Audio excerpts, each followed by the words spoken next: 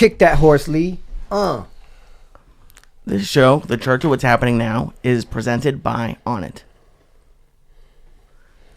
This show is brought to you by ZipRecruiter.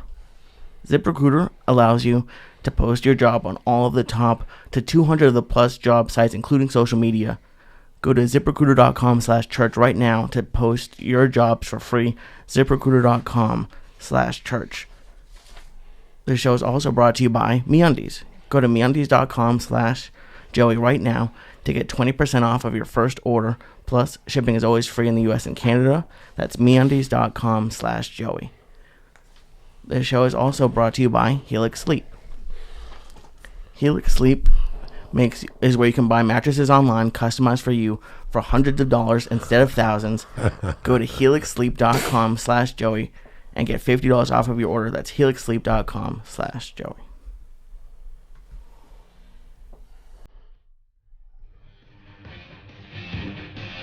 Oh shit. The first real Monday of the motherfucking year. Lee. The first real Monday of the motherfucking year. The Church of What's Happening Now, bitches. Little motley crew getting the party started.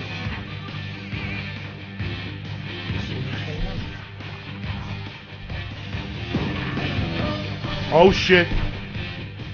Moves like a cat. Are you kidding me or what? Lee Syatt, my little Jewish flying friend, and my main man, Professor Joey Alvarado, dropping in to start the year off on the right motherfucking foot. Here we go. That's right. Here we go. Kick that mule, Lee. Blow up the speakers. I want the computer to blow up. Fuck Apple.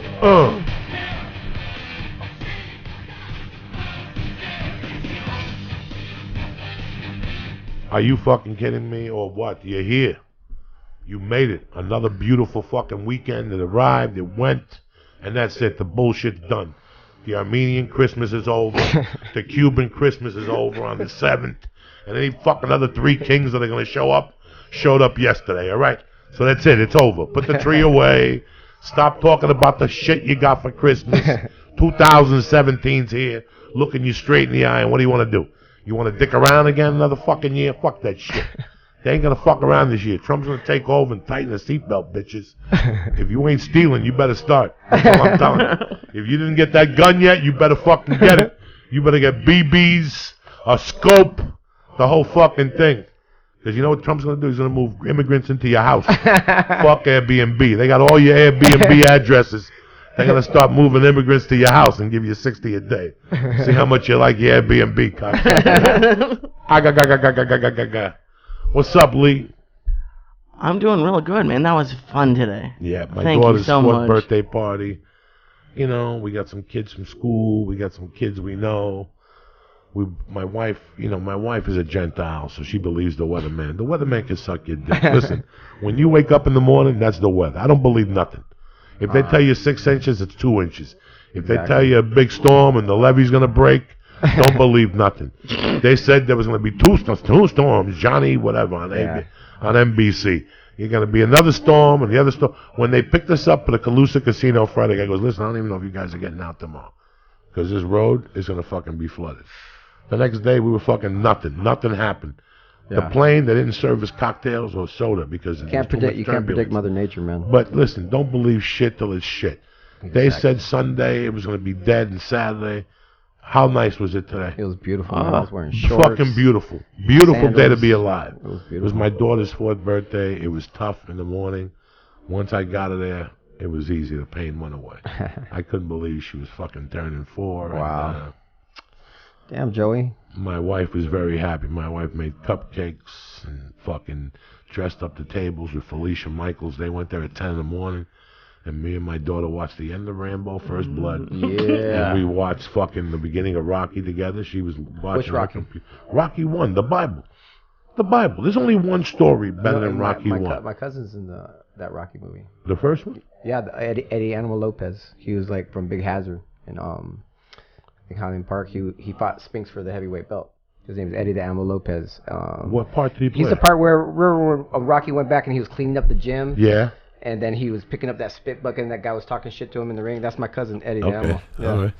Yeah, he was big. He was even in a movie with Barbara Streisand and Ryan O'Neal called The Main Event. Did you ever The see Main that? Event, You saw yeah, that boxing movie. movie. I That's knew an you old would've seen school, it. old school, old. He's in No. that movie too. Yeah, You know, Rocky's one of those movies that you've seen 20 times.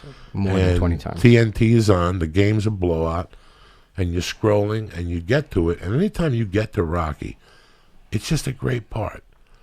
It's just a great part. The night before, I called Lee, and I go, Lee, I'm watching Rambo. Now, in 1984, Professor, I went off the deep end, right? So in 85, I had to move and lay low. So I had this route. I lived in like Bergen County, New Jersey.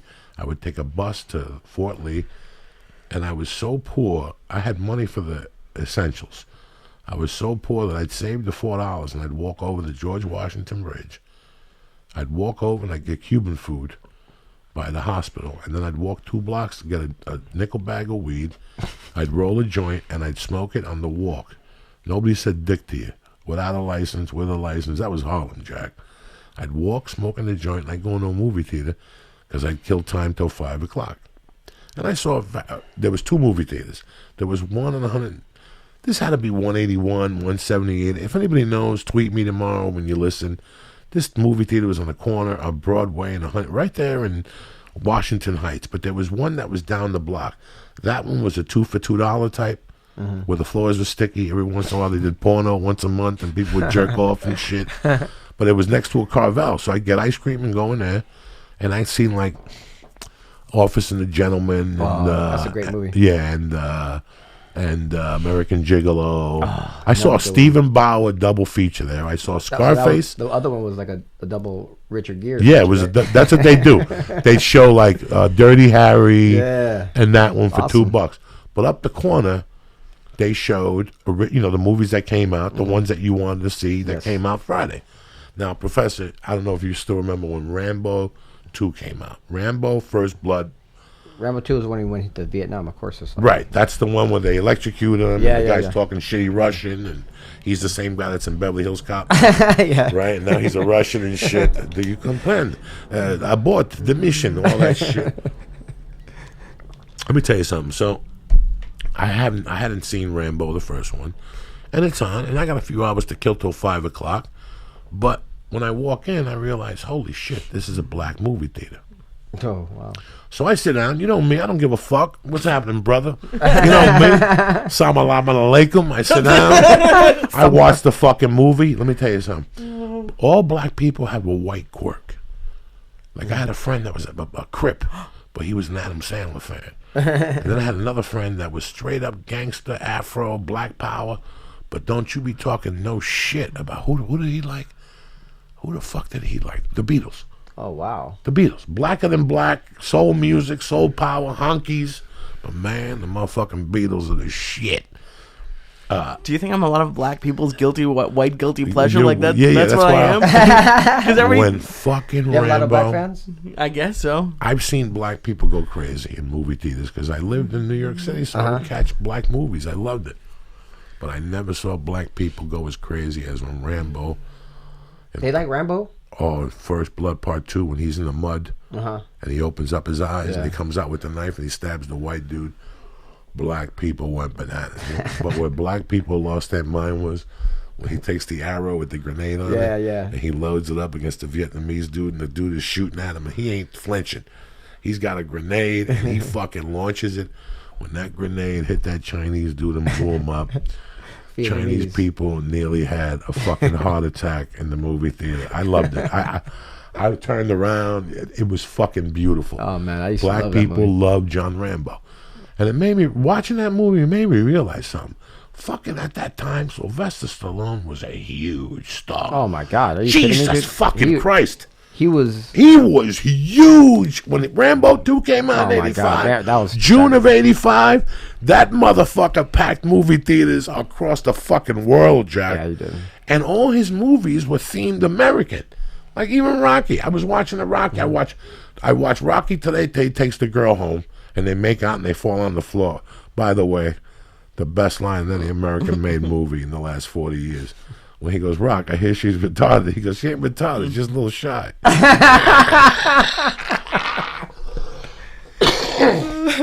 That movie has. If you're gonna shoot a movie, dog, please watch Rocky before you shoot your stupid fucking movie. Didn't he write? He wrote. He that wrote, thing. directed it. Dude, that motherfucker's sold a genius, his dog. He's a genius, gave dude. away his dog. Fucking. man. They had no extras today. Steve movie's Simone brilliant, said they had no extras in the ice. People talk about that fucking Goodfellas scene, but when they were ice skating, Professor, whoever shot that, they weren't fucking around. He's telling about Southpaw. You know where Southpaw came from? His elbow was pointed south, South Jersey, South Camden, Southpaw. Like he's talking to. But the best scene is when he goes to knock on the door. And before he knocks on the door, he looks at Paul. He goes, "Oh, hey," and he goes like this, like he's gonna box the door. And then he goes up against the door. And he goes, "I never talked to a door before. I feel kind of stupid." And he's like, "Paul," "Talk to her." And he's like, "I can't. It's a fucking door." That's all comedy that people don't know about today. That you don't need to write. I went to a meeting a few weeks ago and I told the dude, I go, "You know what comedy is, man? When Joe Pesci and De Niro are sitting at the table with Joe Pesci's mother, and you got a body in the trunk, and you're eating, and you're hanging out like it's nothing, but you got a fucking body in the trunk. And then to add insult, you take a knife from your mother to cut the guy, to finish him off." That's real comedy. Like, to me, that made me laugh. That's like natural. Who the fuck thought of that shit? Yeah, that's chemistry, man. They had good chemistry between one another. Lee, look at the shape of you. You have I'm already going through changes. You have a look of panic on your face and changes. What's happening, Professor? Same Starting old, up the year with a new man. fucking DVD. Digital download. I see you there every fucking day, putting your little 5:30 in the morning. When I wake up, you already have posted up you do Facebook Live.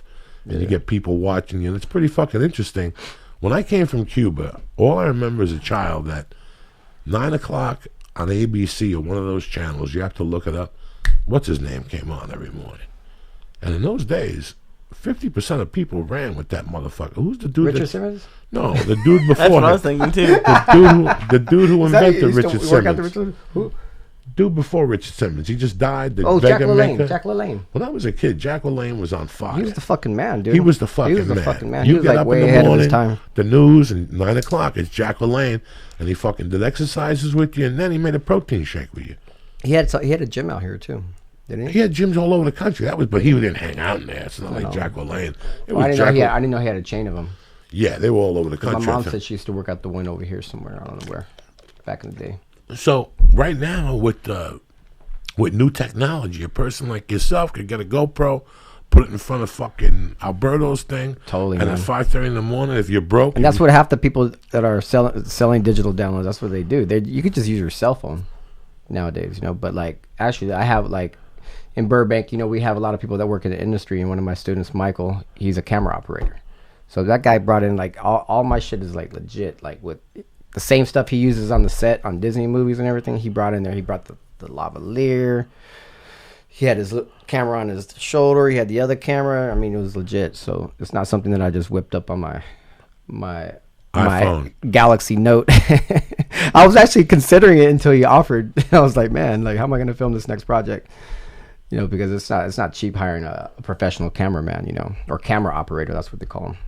It's crazy that when Rogan found out I was at Alberto's, he came to me and he goes, "How's this guy? He's fucking great, that guy. He knows what he's doing." I go, "I know he does the kettlebells, but I've never been to him. And I know he's a great teacher. He teaches the fundamentals class." And that's when I got turned on to your kettlebell thing. And I watch it. I don't think I can make a class. I think I wouldn't be able to walk for 4 days. Oh, man. I do 5 sets of cleans. You think I'm going to kill you, Joey? I do 5 sets of cleans. I do 5 sets of swings, maybe 6. I do some squats the way you do with your arms like this. I do a couple of those. I tried doing that. My See, that's the spine thing. almost That's a broke. misconception people have. Like a lot. Like we have a shitload of students at Legacy, man. And some of the girls in the Tough Girl Boot Camp, they're like, "Oh, we want to try your class, but we're afraid." I'm like, "What do you guys think I'm gonna do? Like, kill you?" I adapt the workouts for everybody, man. Because like I have my regulars that come and they're pretty advanced, but then I have people that pop in just for the first time too. So I'm watching everybody. I'm watching I'm adapting exercises for you. I'm telling you that you're allowed to take breaks. Some people, they push you and push you and push you. But if you do that, you traumatize people and you scare them. I'm not there to do that. Like, I want to keep you. I'm not trying to scare you away. So I never push anybody harder than they need to be pushed. You know your body better than I do. So I'm always asking you, hey, how do you feel? You want to take a break? Take a break. It's okay. Don't try to keep up with everybody. Yeah, but you know, What a fucking great combination. 5:30 kettlebells and then 6:30 jiu-jitsu. jiu-jitsu. You get out of there at 7:30, you wash your pussy. You have a fucking protein shake and you go to work and you're done in for your the case, fucking day. you wash your pussy in your bidet. Yeah, in your wash portable little, bidet. My little portable bidet, but it's fucking crazy. You know, before I got locked up, Professor, the UPS guy at Hertz was this dude that looked like fucking Tarzan. And I asked him once. Like with long hair, and was he buff? No. Short hair, white dude, good fucking solid white dude. I would talk to him every day about different shit. One day, I gotta ask you something. Because at that time, I was in good shape. I knew I was going to get locked up. So I was in tip-top shape. My running condition, I rode the bicycle to fucking Hertz. You know, I was 25. And I asked him, he goes, I swim. And I go, do you teach? He goes, no, I go to this group class, Professor. It was at 6:30 and 7:30. But he goes, go to 6:30 because she'll have more time to work with you. A swimming class? Oh, my God, Professor. It was called Master Swimming Program. Oh, wow. Now, swimming's no joke, man. No, Professor. She had everybody in. She was a Hawaiian chick that did that fucking thing in Hawaii. What thing in Hawaii? The thing where you got to swim and you got to ride the That bike thing. and you got to run. The and you Iron gotta- Man? Oh, the Iron Man Yeah. competition, yeah. So that's just That's just Jane crazy. something. That's what she did. So the people that were in that pool were triathletes. So you Yeah. go in there, she'd go up to a blackboard, or she'd be yelling with a whistle, and she'd go, Lee Syatt, give me 440s in 60 seconds pulling. Give me another 440 in 53 seconds kicking, and then put it all together and give me 440s in 60 seconds with a minute interval of breathing. And that was your workout for the day. I don't even know what you Yeah, just said. yeah. So it would be 40 would be one way. So 440s, 4 times 440s. That's all right. Just murder. What would you do? Oh my God! The first time I jumped in the pool, she goes, "You jump in the pool. Let me see you swim." And I did a bunch of things, and I was moving like a gorilla. And I looked up, and I was hitting the wall. And she goes, "We're gonna work together from scratch." And the first 3 classes, she just made me hold a wall and kick. Yeah, that was the problem. Is you're moving like a gorilla in the water. And You then wanna move like a gorilla. No. Who the fuck? Who knows how to swim legitimately? It's like when we went away to Vegas, and I went to the gym. And I'm on the gym getting warmed up, and I look at my friend's girlfriend. I didn't even know it was my friend's girlfriend until I look at her. And the reason why I looked at her, not because she was attractive. I looked at her because her running form was perfect. You know, and for people to see that, she was born and raised in Russia. They teach you how to run in Russia correctly as a child. And I told Rogan on the podcast, and I was telling Lee that when you first get to Joe Namath football camp, the first thing they do before you eat, is they run you in the 40. And they write it down. And then on Monday through Friday, before you put pads on or a helmet, they teach you how to run correctly. And on Friday, before you get on the bus, they go, run a 40. And all of a sudden they show it to you and they go, you beat your speed by this much. And you're like, I didn't come in here faster. No, they show you how to run. Nice. You know, it's like what you do with a guy like me. You go, Joey, slow down. Once you pass this guard, rest for a minute. Watch his arm. You know, there's little breathers as you move along that you learn. The same thing as at running. Same thing we were talking one time on the podcast about pitching. If I guarantee you're a big, strong guy, and I come up to you and go pitch in front of the guy from just like Major League. Yeah. He throws 95, but he got no control. But if I teach him a little control, maybe he could pitch 90, but he could pitch with control. I'll teach you how to pitch effectively. The technique behind behind the pitching, pivoting, and effective, everything, yes, follow through and all that stuff. and like that's that. what always that's why whenever I keep my kettlebell movements real easy, like the one movement you do between the legs. I tried that, now I'm just giving me a nervous breakdown. Figure eight, yeah. It really Because one of the things people do is they see the videos that I post and stuff like that, and they just try it.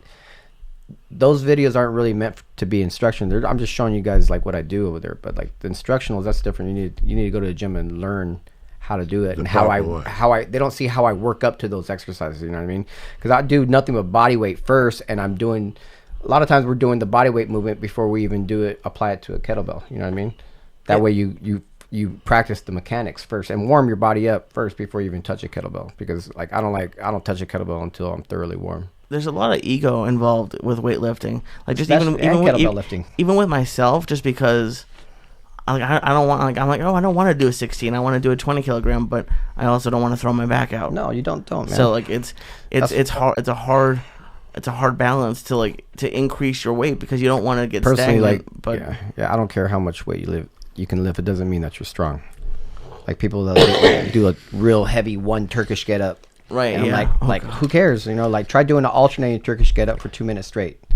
That's a little bit more practical. Jesus. You're going to burn more fat. You're going to work more muscles, and you're not going to hurt yourself. Let me ask you something. Go for it. Let's pretend you're a big guy like me. All right. And you really want to use the kettlebell for cardio and for weight loss. Well, shouldn't it be like weightlifting where I want to get stronger and put on weight, so I'm going to do 300-pound deadlifts? Now that I want to I feel a lot better that I eliminated that 45-pound kettlebell from my life. I eliminated that one. It just wasn't, I was walking around sore for no reason. I started working out with a 35, and I feel a lot better, Professor. Yeah. I added bent over rows. I added curls at the end to really sweat it up a little bit. I got a bag. I hit the bag. I jump a little rope. I don't do nothing no more because the first place I went to for kettlebells, where Lee went to, it's the Russian. You open up with fucking 140-pound deadlifts. That's crazy. And then we would do swings, and there was really no cardio. You were walking around.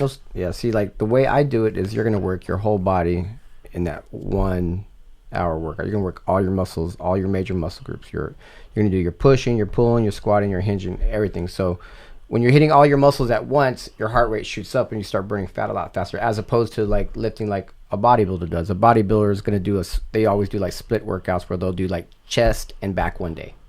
You know what I mean? So there's no cardio involved. They do their cardio like by running or whatever like that. But in my class, man, you can burn up to like 600 calories in one hour easy, because you just work your whole body.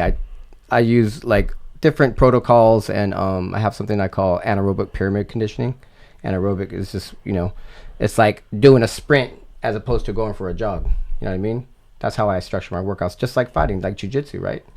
1 minute you're like scrambling around trying to pass somebody's guard, and then next minute you're kind of chilling for a second, and then you're doing it again. You're doing like a full body movement at once, and then you're breaking. So that's how I structure the workouts, just kind of like fighting, hence the word kettle-jitsu. But it sounds like you're doing good, but like it always helps to have somebody like me to help show you how to use it properly, because that's what I do. You might be missing a few things. I'm really excited because I'm gonna get your download, because I love kettlebells.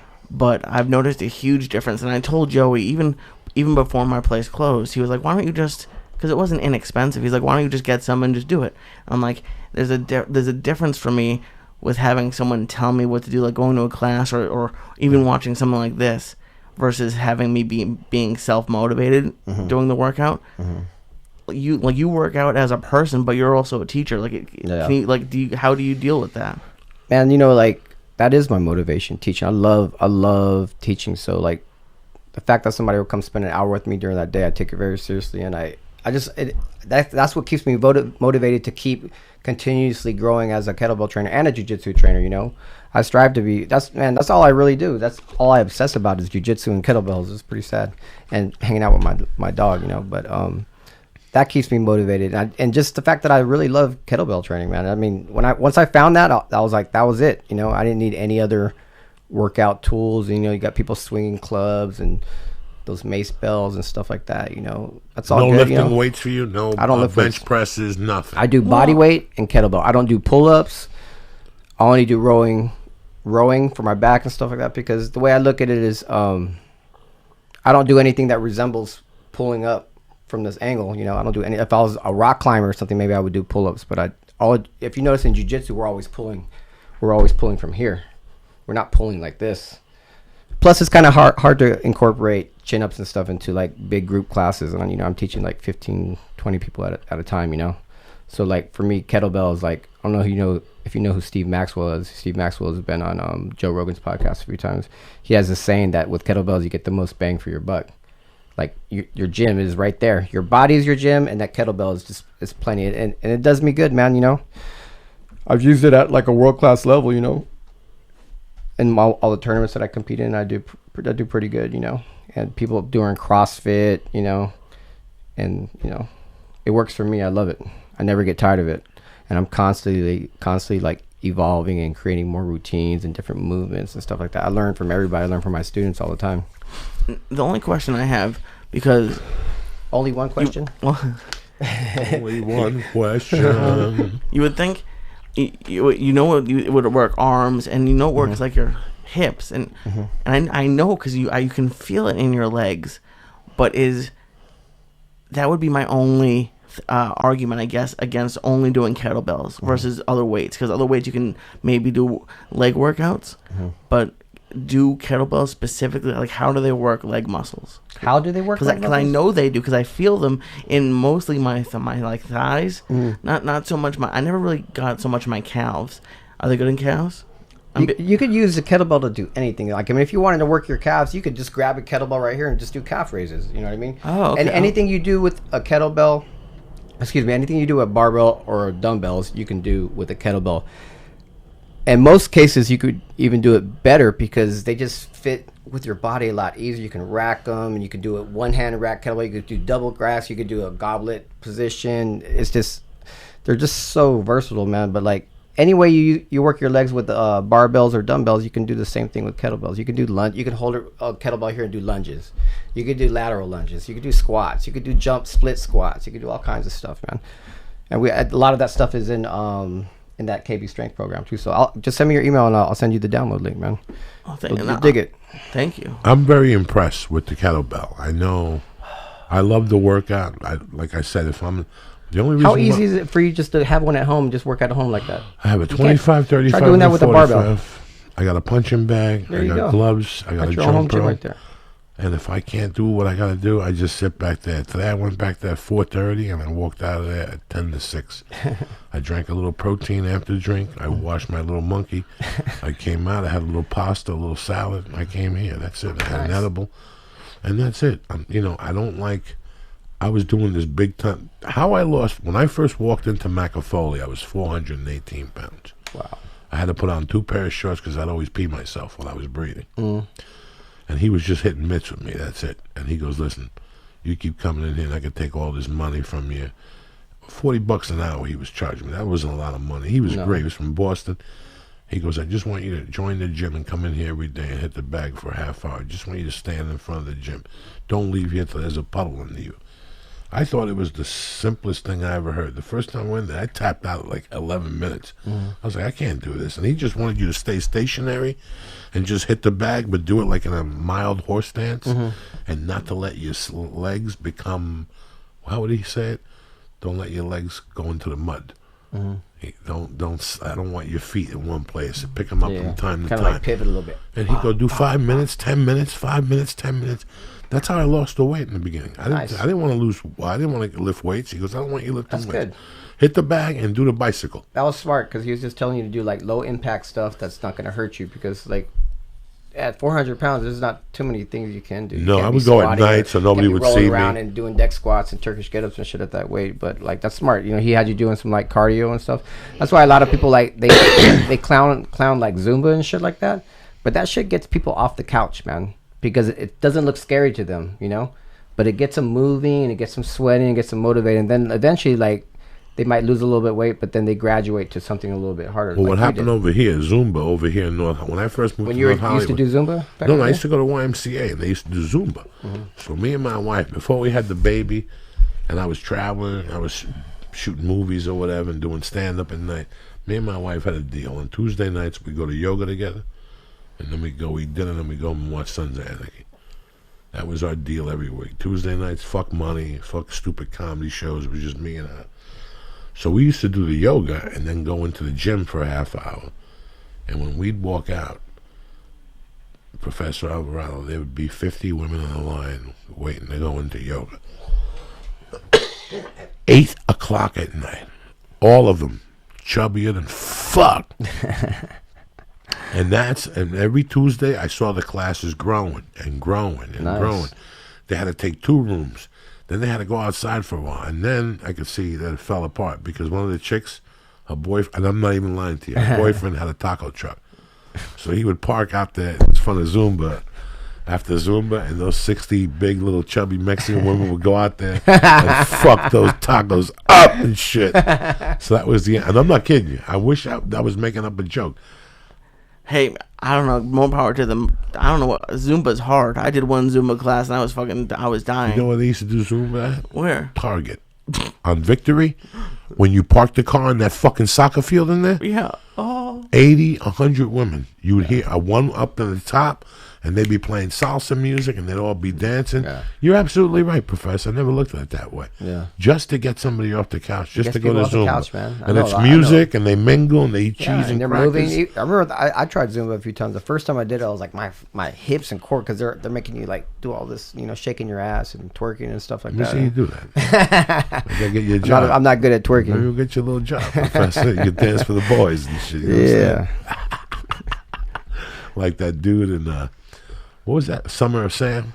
I haven't seen that one. That's what the new one they made about what's Is that the one with John Leguizamo's in that one? Yes, is John Leguizamo? Yes.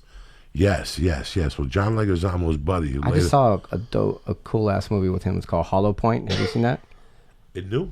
He plays like a freaking crazy ass like killer for the cartel. John Leguizamo. No, I you got to didn't see it. It's called Hollow Point. It's really good. I was like, whoa, where'd this Let me movie tell you come from? something, man. John Leguizamo, I have a love-hate relationship. The guy's like a chameleon, man. He plays all kinds of crazy stuff. First off, he's been around for a long time. Yeah. I could document him to 84 on Miami Vice.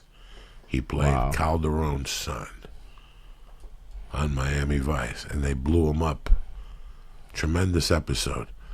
They blew him up, but Tubbs fucked his sister. So he had a baby with the sister. So he came back, blew up the sister and the baby. And they shot. Lee Iacocca was in that episode. Who do you think you're fucking dealing with, Professor? Some motherfucking novice that don't know his episodes of You know Miami your shit, Vice? man. Oh That's my for God. sure. What? Sometimes I kind of get pissed off with your years thing. His first credit was 84. Okay, and what was it? Mixed Blood. I don't know what that was. Then he did a Madonna video. And then his first real thing was Miami Vice. Wow. Who the dude. fuck do you think you're dealing with? Some fucking novice? You think I'm gonna come in here and drop knowledge? I'm Professor Joey Alvarado, kettlebell, fucking you know some- extraordinaire. I didn't even know That's that. like when someone I think calls the an oldest ace thing out I of remember him blackjack. is See if it's on there. See if it's on YouTube. Just Okay. look. Just put in John Leguizamo on Miami I'm Vice. sure it is. I guarantee it's on there. That's how, dog, all those, first of all, Lawrence Fishburne was on my. When I see people like Lawrence Fishburne, Phil Collins was on Miami. Fuck, that's a Remember good that- Remember that one? That Fuck was yeah, fucking that was a awesome. good He's episode. good. He was really He good. was in that. really good. I remember that because I was like, wow, that's Phil Collins. I remember the other. A lot of whenever people. I in that. see John Leguizamo, say what you want to say about him. They've been around for 30 fucking years. Mm-hmm. Say what 40. Rocky Balboa is 40 years old. If Rocky Balboa came out in 1975, it's damn fucking close to, or 43 or something, 42 years old. Wow. That motherfucker is still making movies, and the movies he's involved in are always about paper. Any of these, or should I go deeper into YouTube? Yeah, click Miami Vice Forever, see if that's the one.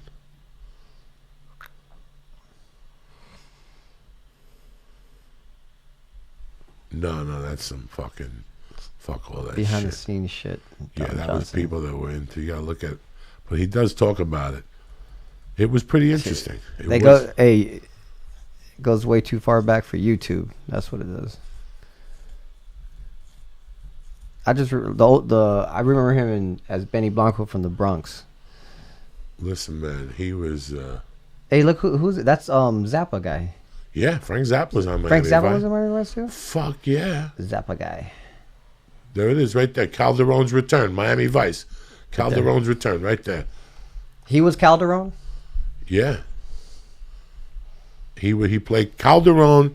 Miami Vice was based on a black dude in New York whose brother got shot by a Colombian drug dealer called Calderon.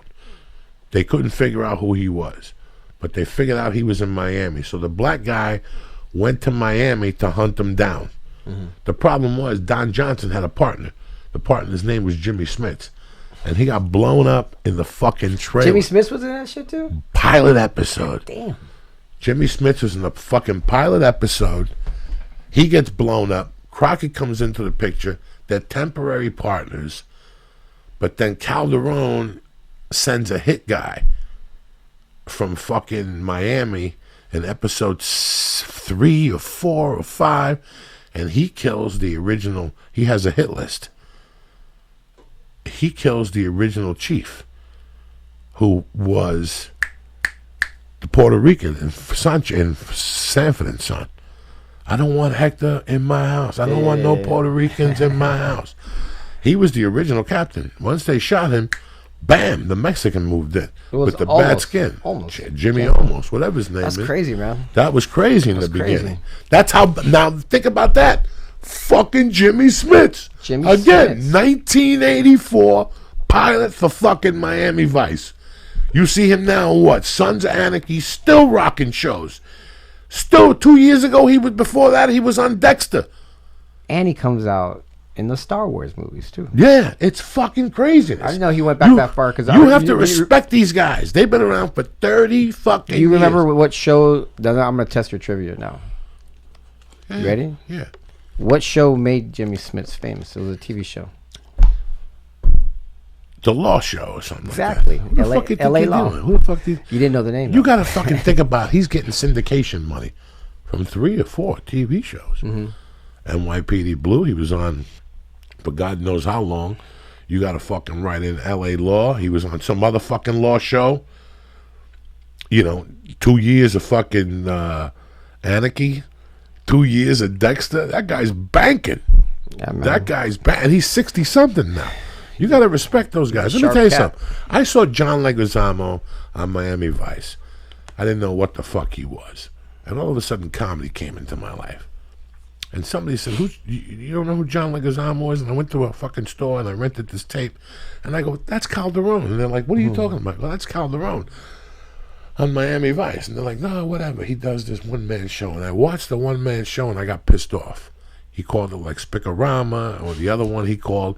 And I kind of got pissed off because it was kind of like my story a little bit. He had elements of my story, and I related to him a little bit.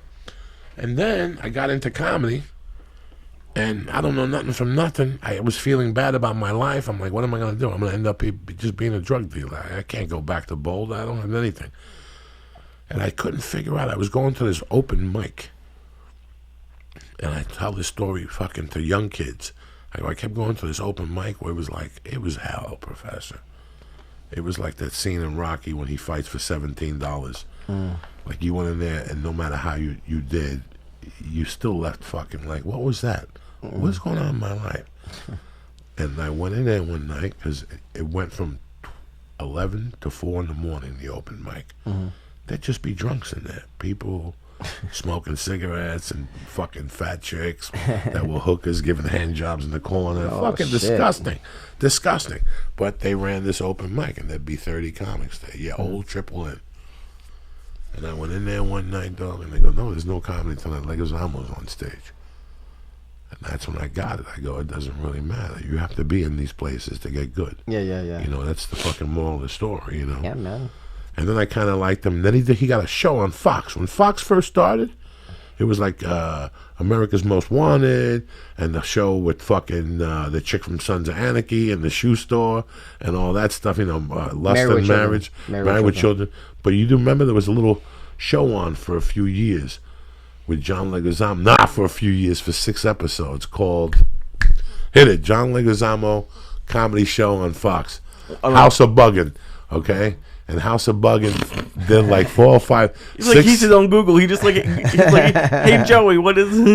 Okay, so he got a deal because there used to be this Latino tour group in New York, and Fox said there was a Latino tour here in L.A. The Mexicans. So Fox was taking gambles. They took a gamble with those guys, and they put out a show. And then Leguizamo, they gave him a 6-episode sketch show called House of Buggin'. If they did 30 sketches, 5 of them were fucking hilarious. But he did one, put in John Leguizamo, House of Buggin'. Was it funny? Sketches. It had its moments. You know who one of the sketch characters was? You're going to see right now. What the fuck is his name? The dude that's in the porno movie. He was the house. There you go. He was the dude that. They go right there. The third one. See that one? What's his name? That looks like what's his Louis name? Louis Guzman. Guzman. Is that him? Yep. Keep scrolling. Okay. Keep scrolling. Chicago Militant, House of Bug and Proud of Charity. All right, that one. Learning to Vogue. Learning to Vogue right there. Right there, right in front of you. That's John Leguizamo. Fucking. If this is the episode, see, you don't know about this shit, Professor. I don't remember this one. Are you tired of hearing the thump of the dance music in your loins? And I know how to respond, right? Is your life void of fun sight? Are you for no action, right? Yeah, mama, we have what you need.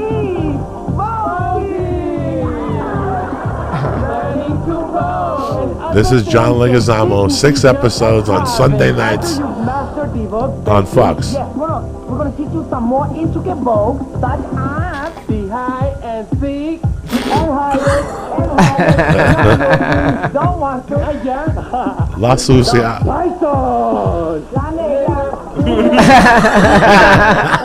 Dude, Joey does that to me every morning when he comes to fucking to the gym. The gerbil.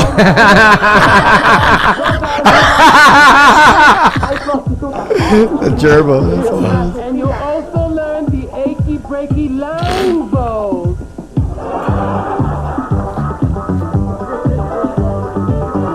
Nobody remembers this shit. Nah, man. I can see why. When the black chicks started dancing, and they're like, "La negra." What do you take today? I ordered a tape and I'm a voguing machine. I got it order. What is it? Hey, mommy, I don't know. It looks like a boat to epilepsy. I mean, give it a break, Miss Thing. This is fucking crazy. What network was this for? This was what? What was this? What channel was this on? Fox. This was Fox in the beginning, this was Fox. Was this before In Living Color or after? 93, 94. That's what I'm thinking. Let's see. This was crazy. That was kind of funny, man. So that's why when you see John Leguizamo now, you're like, what the fuck? This guy's been around. 95. You have to He's give done a the- lot. He was in Spawn, that movie Spawn. He was in Carlito's Way. He's in a lot of shit. He did this thing He played where- this. Go ahead. where he's talking about his roles. I don't know if it was on HBO. I don't know where I saw it. But he talked about Carlito's Way, how his first scene with Al Pacino, the first scene he went up to Al like that, and Al said, cut. And he goes, what the fuck is that, John? And John didn't know. Shit that happens on the set, which was really interesting because... He was like that, though, Al Pacino, wasn't he? He would I'm like, not sure. He would, like, get on people and kind of bring it out of them or some shit like that. I've heard stories about that. I did this movie, the movie I stopped snorting coke for. This was a 21-day shoot in a row, and it ended on Thanksgiving. But the movie was $100 a day. But it was all the people that were in this movie, like the guy that's in The Fighter, the father, Jack McGee, was in it. We did the table read together, like before they even had financing for the movie. And I knew I liked the movie. I knew I could curse. I knew I could be me. It was about an AA meeting that got robbed in Studio City in the 70s. They robbed the bank and took over the meeting until the cops got there, and they beat some of the people and shit. And this meeting got into a butt. To make a long story short, there was an old guy in this movie. And he was interesting as fuck, guys. His wife had died. He was 72. He still worked. He fucking hated. He goes, he did like 2 movies of George Clooney and he hated them. But that's not fucking acting. He's looking at the floor. What the fuck are you looking at? He was one of these guys that had worked theater with, his resume was brilliant. But he was in Dog Day Afternoon. Like he goes, in those days, they just called you at home. I knew the casting people. He was in Dog Day Afternoon, but he's the guy that grabs Pacino by the face and says, how'd you get this scar, tough guy, eating pussy? It was just 30 fucking years ago. That was in... Scarface. Yeah, he was that guy. He was that old guy in the room. There was an old guy and a chubby guy. He was the lighter guy. So he says that something happened. That guy that gave him that movie had put him in something else. Maybe it was Dog Day Afternoon. He had put him in something else. So he gets there and he goes, you know, I walk in there. He goes, Pacino's script looks like it's gone through a fucking shredder. You know, looks like it's gone through a fucking shredder. He goes, he's gone through that script. He's written. This is how you know this motherfucker's bad to the bone. He goes, he walks in. Oh no, he walks in and there's a dude sitting there, and then he practices the scene. He goes, do the scene real quick, and that's when he goes up to him, and he holds the knife to the guy's face, and he goes, how'd you get that scar on your face, tough guy eating pussy? And the guy goes, cut, and all of a sudden he goes, can I see you for a second, John? He goes, listen. When Al walks in here, do not put that fucking knife in his face, okay? That's the fucking movie. You fuck with that, we're done. Please, don't put the knife in his face. He goes, not 2 seconds later, Al Pacino walks in. He goes, let's do this. He goes, Al Pacino sits down, they focus the camera. They say action. He goes, he grabs Pacino, like he just grabbed him a little bit, and he from the knife was over here, and he goes, how'd you get that scar on your face, tough guy eating pussy? And he goes, John, sell the fucking scene. Do something with that fucking knife. And he said the director fucking was like, and he goes, Pacino wanted him to put the knife in his face and work him over a little bit. Do something with that knife. Move. Show the camera that you want the information, you know. So, yeah, Pacino probably does get on you. That's the only story I've ever heard about him. That's it. I never heard nothing. I think I've read other stories like that. He gets on people like that on the set. He kind of like directs a little bit. He's the pro, man. He knows what's up. I would get intimidated around a guy like him if I heard he had a reputation. I would too. Like I did that stupid movie, and when I did it, my scene was with Alec Baldwin. What stupid movie? Some movie that came out recently with Warren Beatty. Bro, I think that you don't even see me in the fucking movie. If they send me a receipt, I think the movie bombed at the box office. Nobody knows who that dude is 30 fucking years later. That's the worst. And they do a biography about somebody that nobody knows. If the guy dies, do the biography a week later. Don't do it 30 fucking years later. Nobody knows who the fucking guy is. You're reselling it to me. Who the fuck is this? It takes a while to get pictures. You know, what the fuck? So I don't think the movie did. But Warren Beatty plays that hotel dude that was a millionaire, lived in a hotel in Vegas. Bugsy. No, not a gangster. It's not Bugsy Siegel. He was a plane guy too. He drove a plane around the world or some shit, and he lived on the top floor, and the mob wanted him out. So that's a fucking great cast. I only saw Alec Baldwin, but when I went on that set the first day, I was prepared for Alec Baldwin. Like that's one of the first times I had to prepare for somebody, and it bugged me. But so when he would stare me down, I'd stare him down. And I would always fucking stare him down to the end till he took his eyes off me and said, you know, something about his wife or something, you know. But I can't imagine. Like I heard Jennifer Aniston's a fucking nightmare. Really? That's what I heard. I don't know how true it is. She looks very sweet. I don't want to do that. I'm too old to do that shit. I'm too old for that shit. I was surprised how nice Adam Sandler was. I got really lucky, man. I never worked with nobody. I'm lying to you. I did a TV show, which I hated the fucking director, ego motherfucker. And I did a commercial one time that the guy yelled at me, and I yelled back at him because they had fucked up. It wasn't me. They had fucked up. It wasn't me. I'm a fucking professional. I could stop a car on a fucking dime. This motherfucker's telling me stop the car. I'm stopping the car with the brake. They disconnected the brakes when they put the lights in. I almost went off the fucking pier in Long Beach. How are you supposed to stop it? Putting the brake on, the emergency brake. They disconnected both of them. It was a fucking nightmare, Lee. The interns had to hold the fucking thing and push it back and shit. Then they had to connect it. The guy thought it was me. You got to stick up for yourself on those sets, too. I heard that there was fucking something when they were shooting Donnie Brasco. The director went off on him and Johnny Depp. He went off on Johnny Depp? No, he went off on a cast dude. On the set? Yeah, bro. I tell you, I was thinking about something crazy today.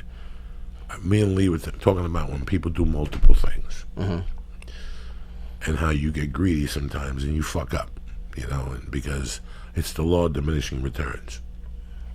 I got to roll and analyze this. And I was real excited about it. But what did I do? What do you think I did? I had 2 days on a set with all these guys. What do you think I did? I booked a comedy weekend. Jesus fucking Christ.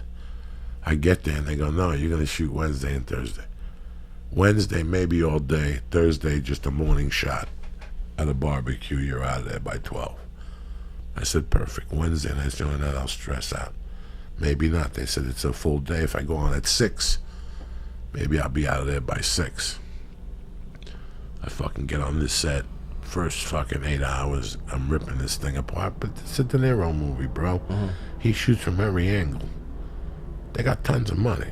You know what I'm saying? Yeah, so they'll shoot it from over there, shoot it from over there, shoot it from 9 o'clock, shoot it from 2 o'clock behind them. You're like, what the fuck? I can't even say this line anymore. I'm so sick of it.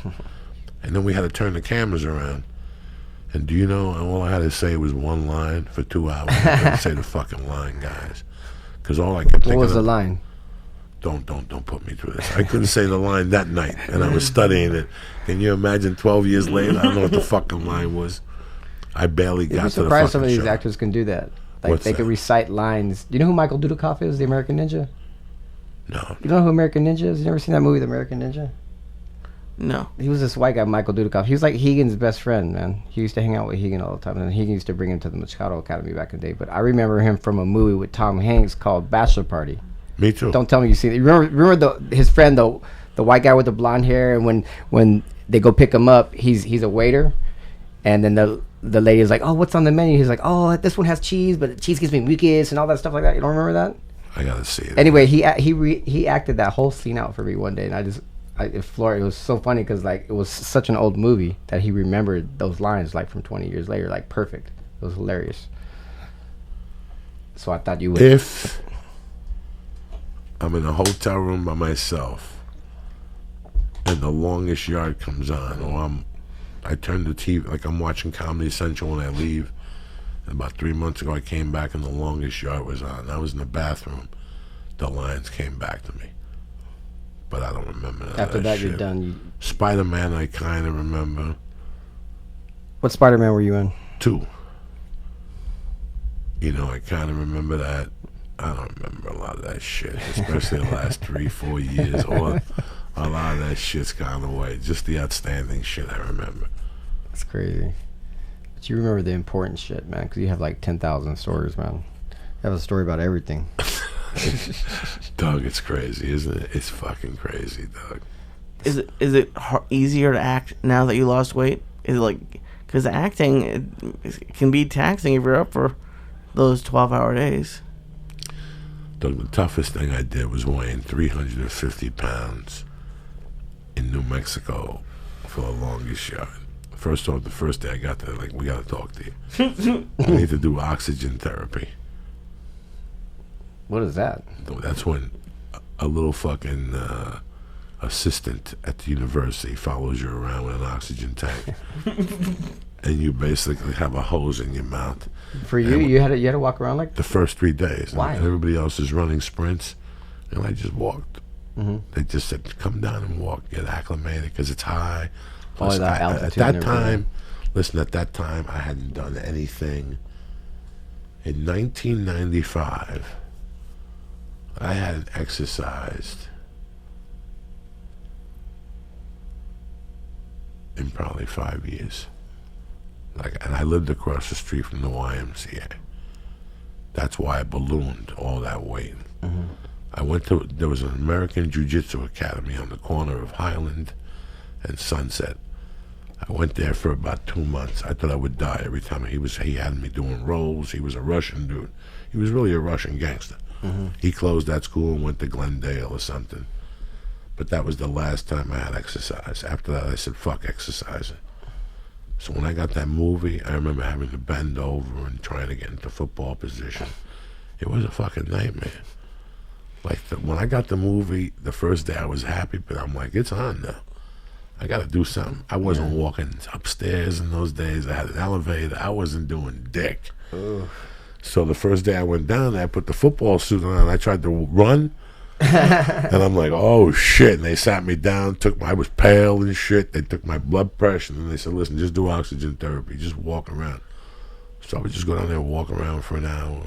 eat a piece of chicken, walk around for an hour. This dude would just follow me around on an oxygen thing, bro. Then after 3 days, they had me do mild workouts. But there was a time, bro, that they had to bring a truck in with a piece of wood that was elevated for me to bend over and touch my toes. Tomorrow, I could touch my toes 10 times.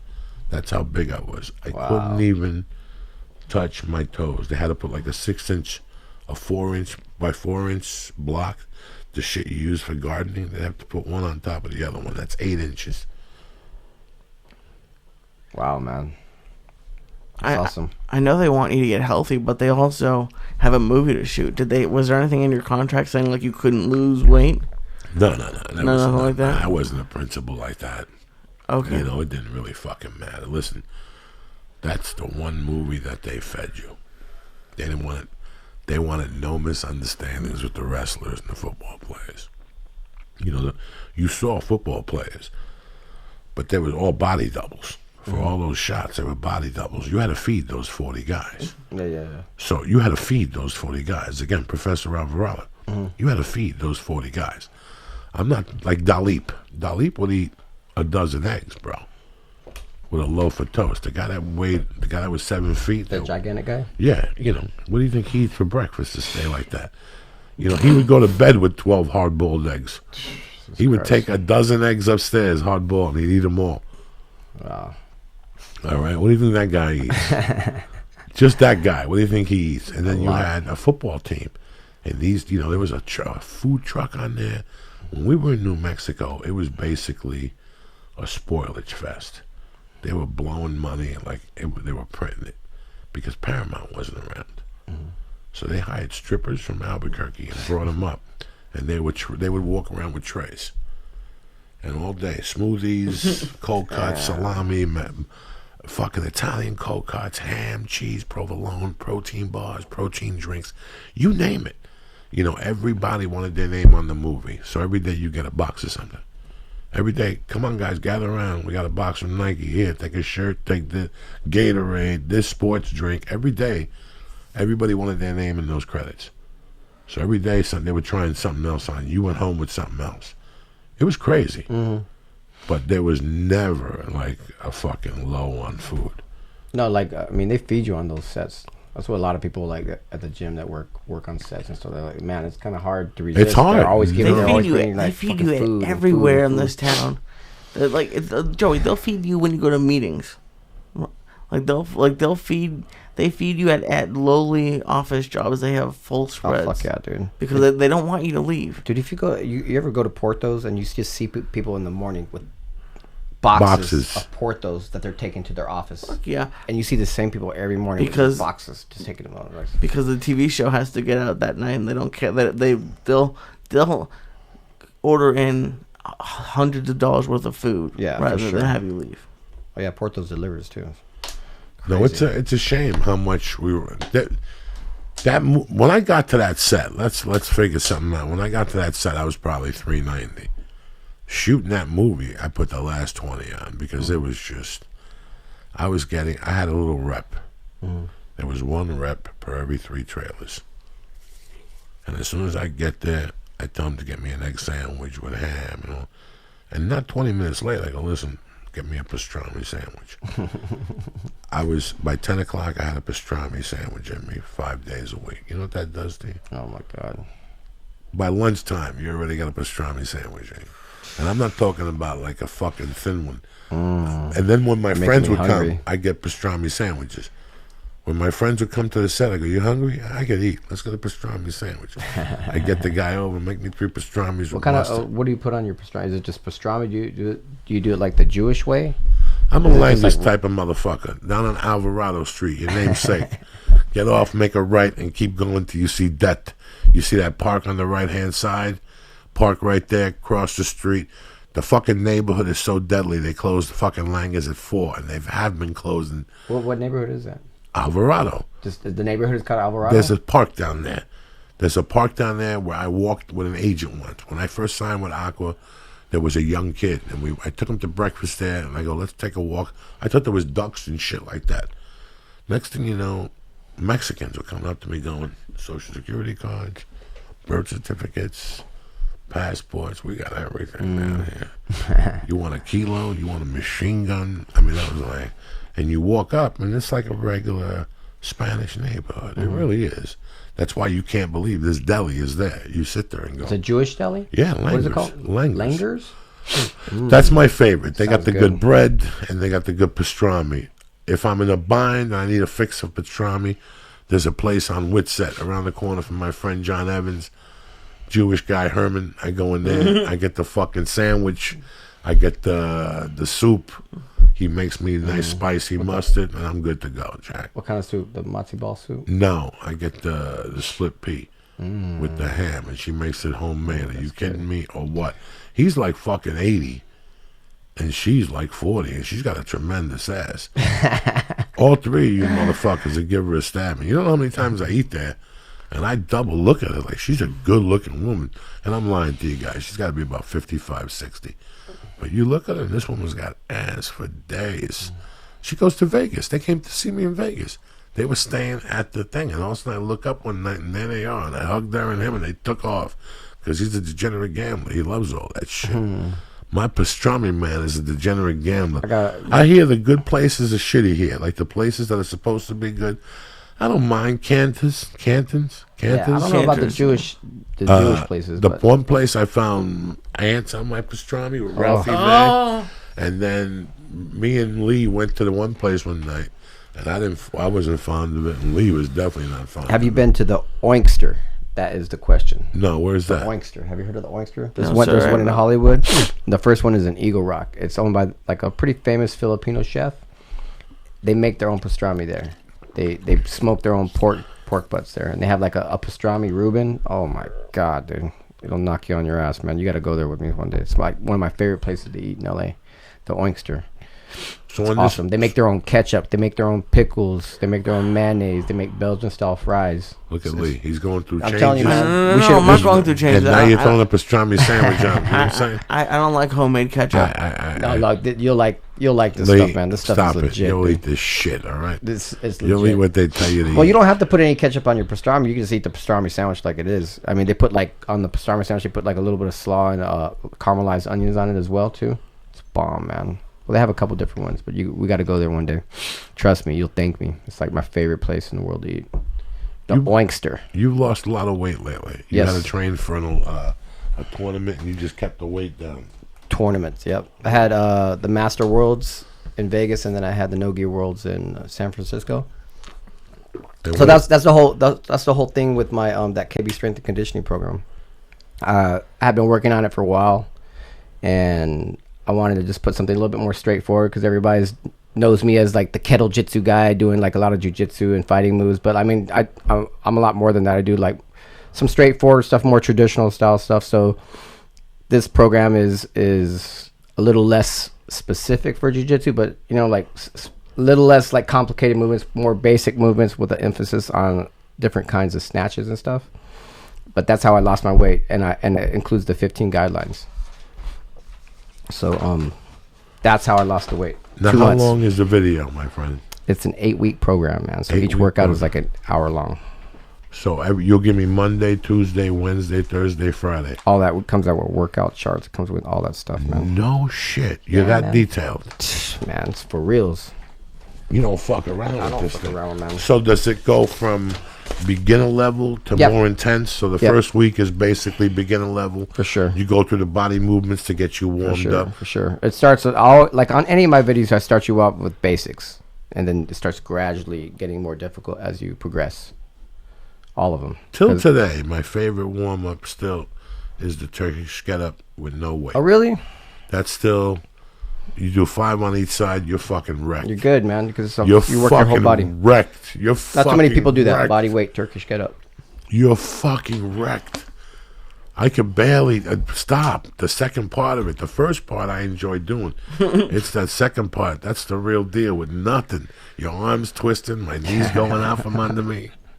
It's a fucking trip. You know, not It's a even good a warm-up. 12 kilogram? No. I don't have that nothing. Sometimes I'll like when I do the jiu-jitsu warm up, we'll just do like a body weight Turkish get up. We'll just hold our hand up and just go through each movement all the way up and just alternate like that. And I mean, apparently Two Snorts likes it over here.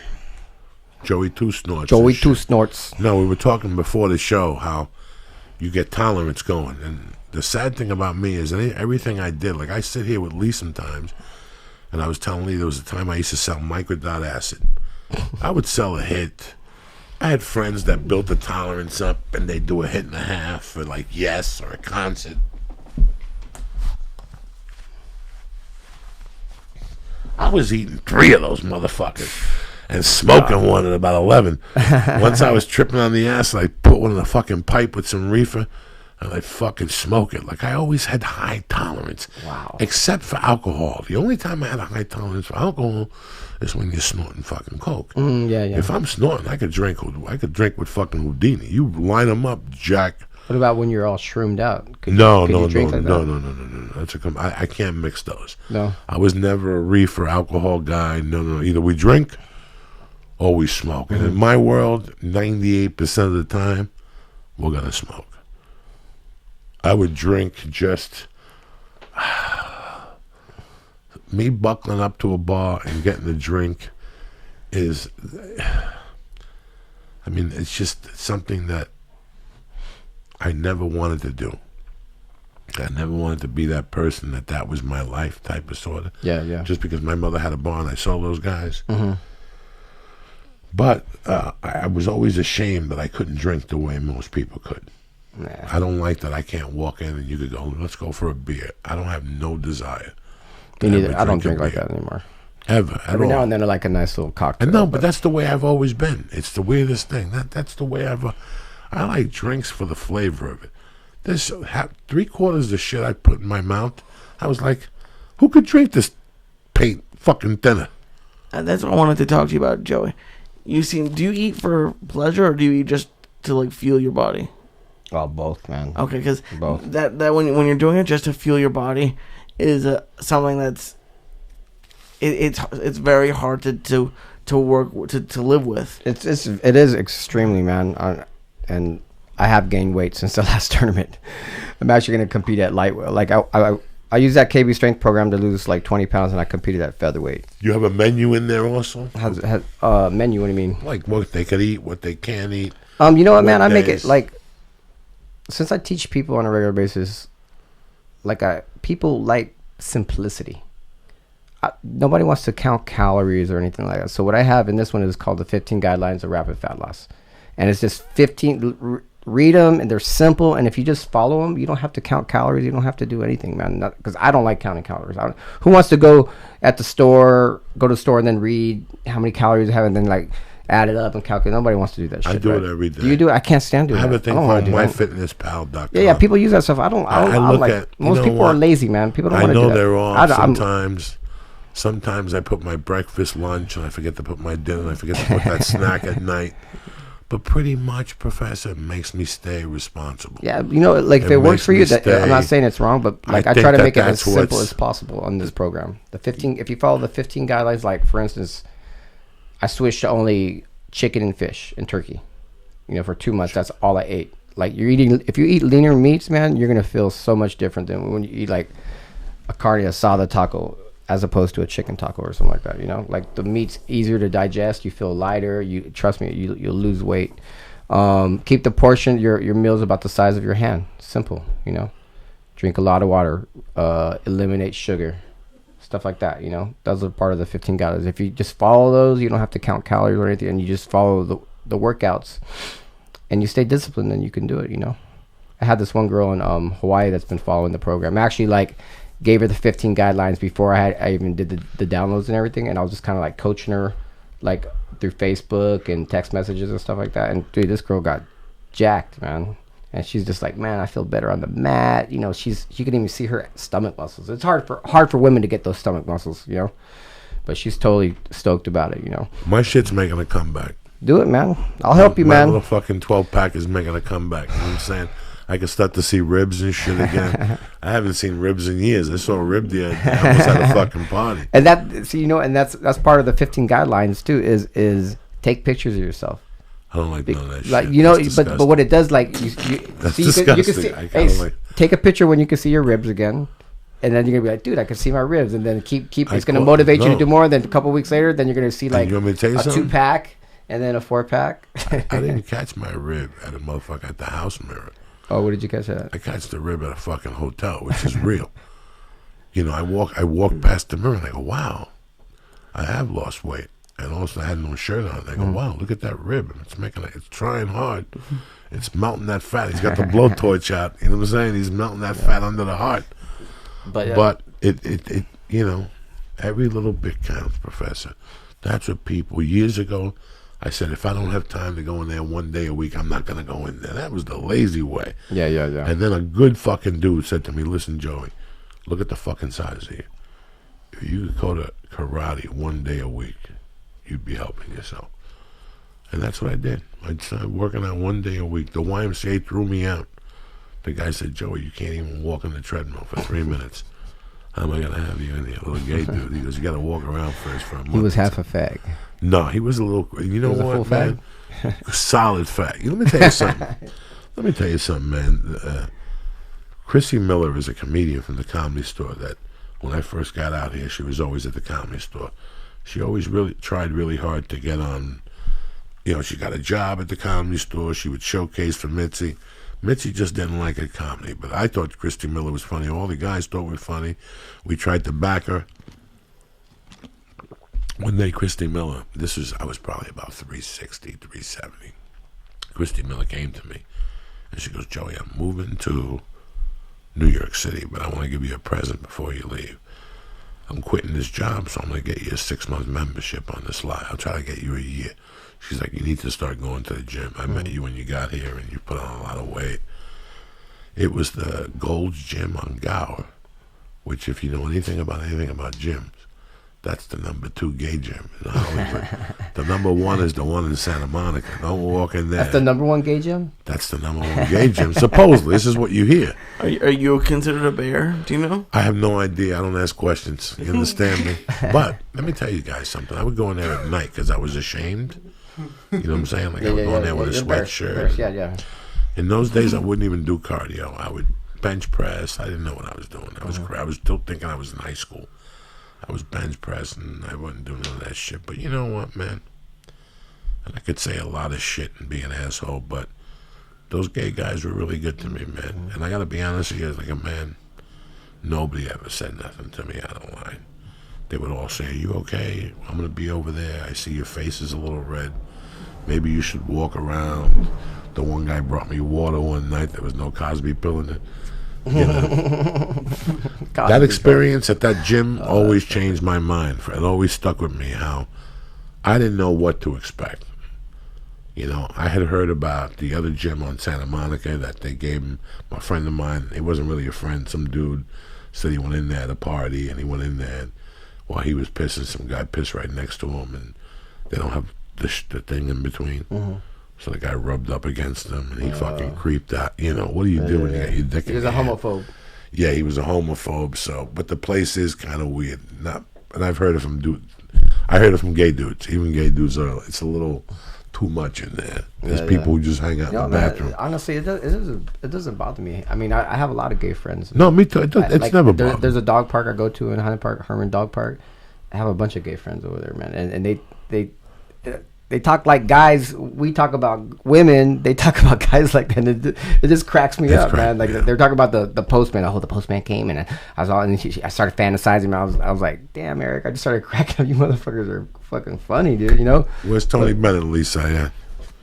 You over there sitting there, fucked up tonight. It's Monday morning, people. It's a new week. It's a new year. Get off your fuck. It's gonna be all right. Tony Bennett, bitches.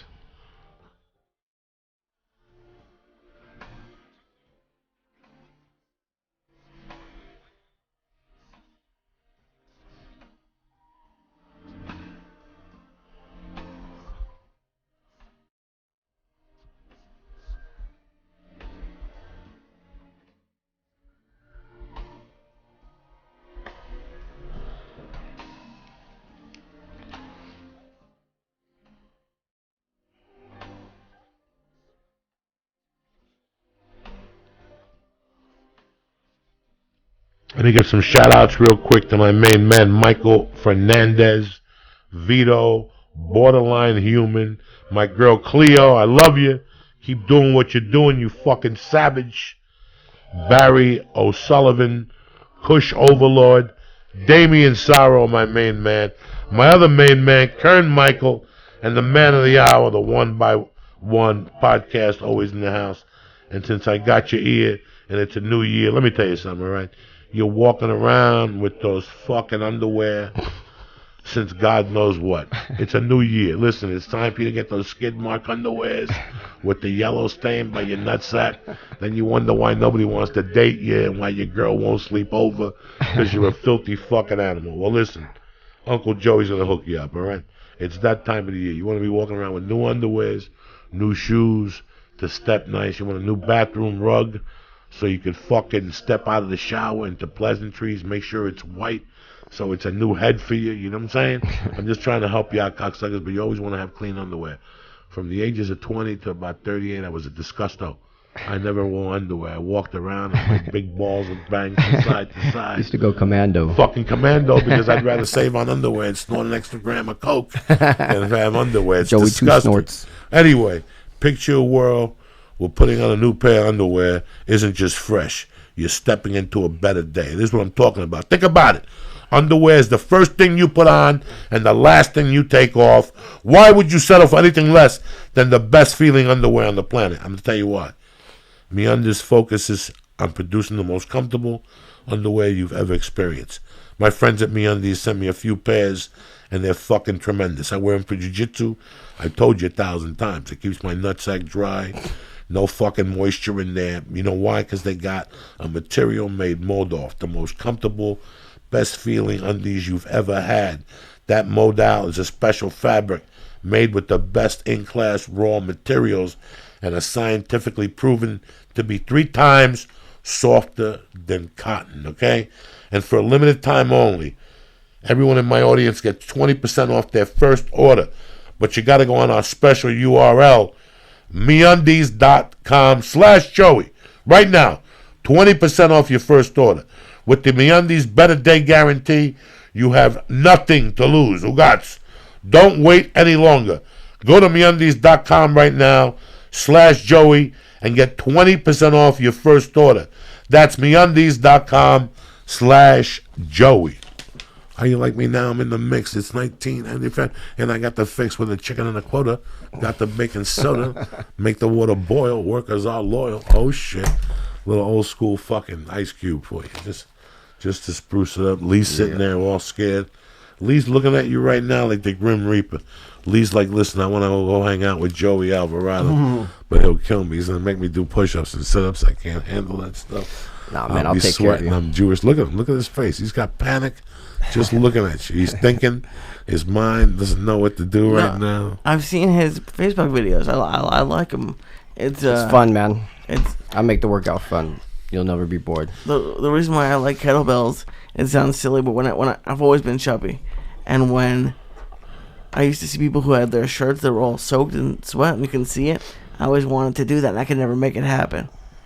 And fucking kettlebells. Now you can sweat. My shirt's all. I'm making. I'll tell you what. You run to Glendale, your shirt will be wet. If You anyone just get those roller skates and roller skate to Glendale. I'll see you tomorrow. Fucking drenched, 6 pounds lighter. Cheeseburgers are the last thing on your mind. You know what I'm saying? Yeah, after my class, you'll be drenched for sure. Today was a weird day, Professor Joey. What happened? 20 years ago, man, you never understand people that have children. When you don't have children, you go, what the fuck are you talking about? I'm like, get the fuck out of here. I got a dog. I got a cat. Yeah. It's so weird that today was the weirdest day I've had in a long fucking time. Like, it was just, I woke up last night in the middle of the night. Like, I can't believe this little fucking savage has been walking around for 4 years and how everything just changed. Like, That's wild, everything man. just changed. It's a miracle that you can even have babies. I don't even know if I can. I'm 45. I've never knocked up a girl. I've never had an accident. Like everybody has these accidents and stuff like that. Never. So I don't even know if I can have babies. I knocked up one girl, but I never had any fucking accidents.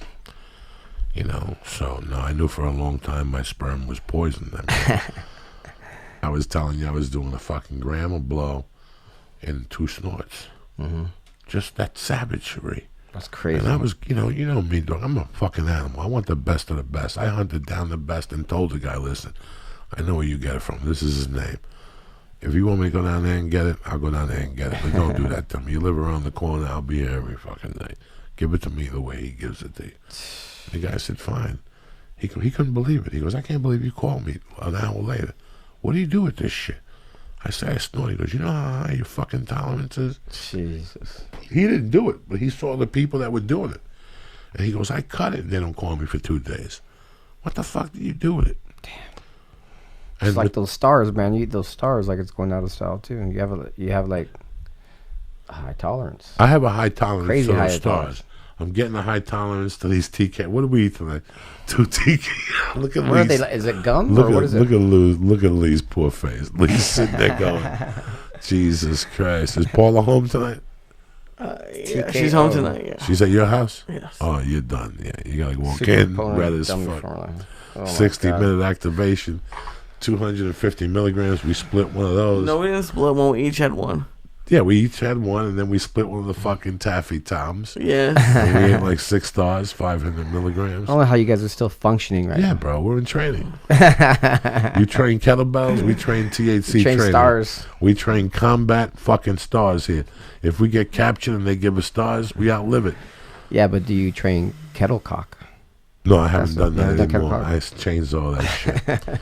But it's really funny to see her, this little fucking girl who I never thought I'd get a second chance at. Since the minute I walked in yesterday from the casino, she was talking to me about a party, and we talked about it.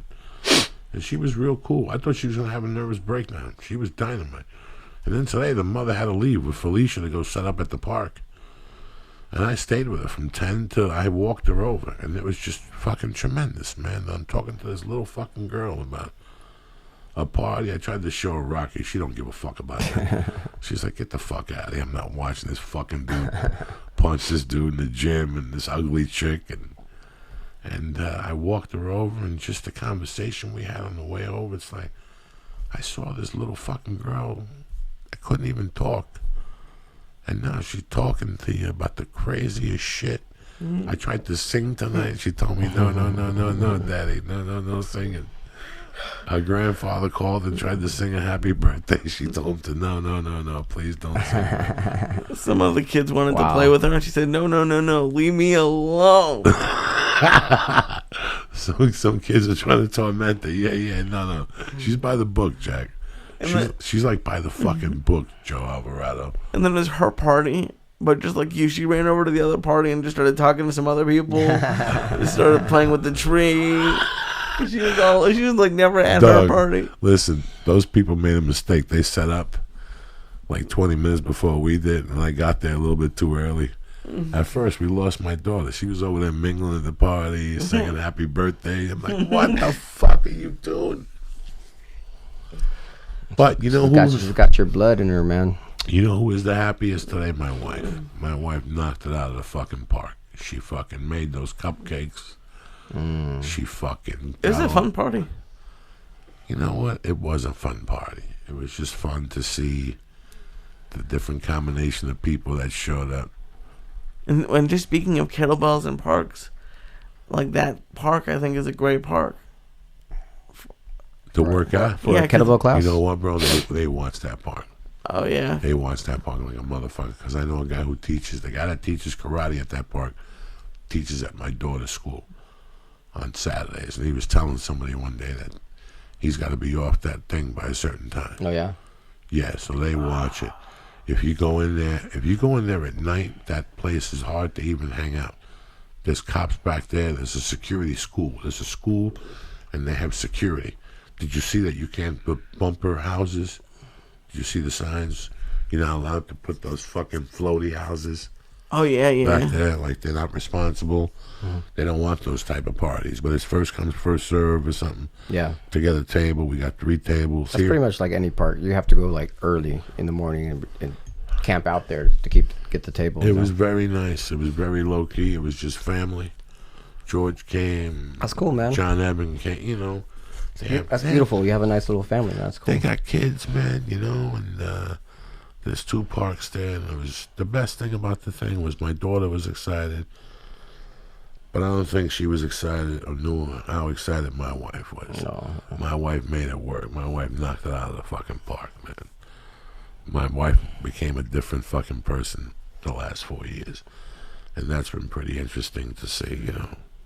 Again, it's very hard to explain this to a single guy. I'd be looking at me right now going, shut the fuck up. Oh, man, I love kids, man. And I see what people go through with kids and stuff. I'm like, wow, man, that's a lot of responsibility. But I see how it changes people's life all the time. Being married is fucking very hard.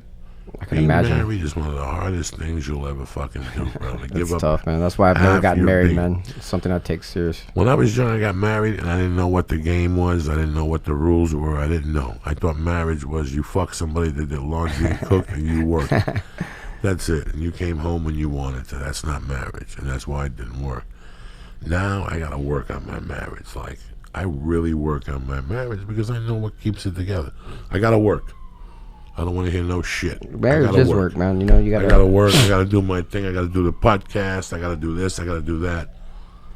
But I have to do my thing. If I'm not doing my thing and picking up an envelope, I'm home with my wife. That's the only rule that I got. It's not even my wife's rule. It's just me on a general. Mm-hmm. You gotta be home.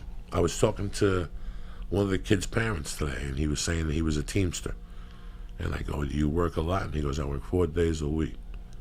I go, your choice? And he goes, my choice. Because if I work more than that, I'll lose my family. Because it's 16-hour days. Yeah, wow. You know, you work 5 16-hour days.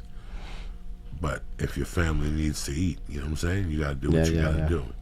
I guess his wife makes money. He makes a little money. And you meet in the middle. You don't go over your monthly fucking stipend. And that's how you make it work, man. Mm-hmm. You really got to watch everything. In today's economy, you got to watch everything. You always got to put a little something away, you know, even if it's $10 a fucking week, which I never believed in until fucking 5 years ago. I never had money to put away. Are you fucking crazy? I put money in the bank for a week, bitch. I'm the same way, There man. was money in the bank for a week and shit. I would look at it and go, you're still there? Oh shit, I gotta make this happen and shit. This motherfucker's been laying around for a week. I gotta spend this fucking grand. You know, but now you have a child that pulls you back. Responsibilities now. Bro, the amount of money that I used to have in my bank account, it's like my wife said, you would hit me up every day for a 20, and I look at your account, you'd have like $22. When I stopped doing drugs, that money was amazing what I would have in there after 3 weeks. I would go, oh my God, where did this money come from? Yeah, because you're not doing fucking drugs no more. Mm-hmm. You're not doing fucking drugs no more. Fuck yeah. Same thing with alcohol, man. You know, I know a lot of people that go out on the weekend, every weekend, just pounding and pounding and pounding, man. You could blow a few $100 on drinking every weekend easy. Let me tell you something. It's an expensive proposition to fucking drink. It is. Really is. If you look at it, and again, in today's economy, you know, the last time I paid for a drink was fucking 20 years ago when I became a comedian. I haven't paid for a drink on the plane. I get the tickets, whatever. I don't know nothing about a fucking, but I know people who, those drinks are $12. Yeah, easy. Those fancy fucking drinks. They ain't fucking around, dog. Your wife drinks It's more those it's things. more at a club too, man. No, Are you serious? Yeah, hell yeah, man. Oh yeah, like at a club, isn't like a bottle like hundreds of dollars? Yeah, but even just like a mixed drink itself is like 16, 15, 16 bucks. Come on. And then you're thinking about the tip too. You get the tip. Fuck that. What'd you do? You did some blow before you came in here? No, man. Stop sniffing in that microphone. It's like you're sniffing a fucking I'm not asshole sniffing and at it. shit. I think that like I'm allergic to certain, not allergic, but like certain types of weed. Like it gives me like, makes my nose dry and it makes me want to sneeze a Want lot. to do another bong hit? I'm going to put you in a different fucking planet. I got some anti-allergy medical marijuana. You'll stop itching. If you got VD, it'll leak out of you. It's tremendous. No, but I really, all jokes aside, it meant the world to me to do this today. And it was nice that Lee showed up, Steve Simone showed up, Felipe Esparza showed up, which was nice. He showed up with his kid. I got to talk to him. I never see Felipe Esparza.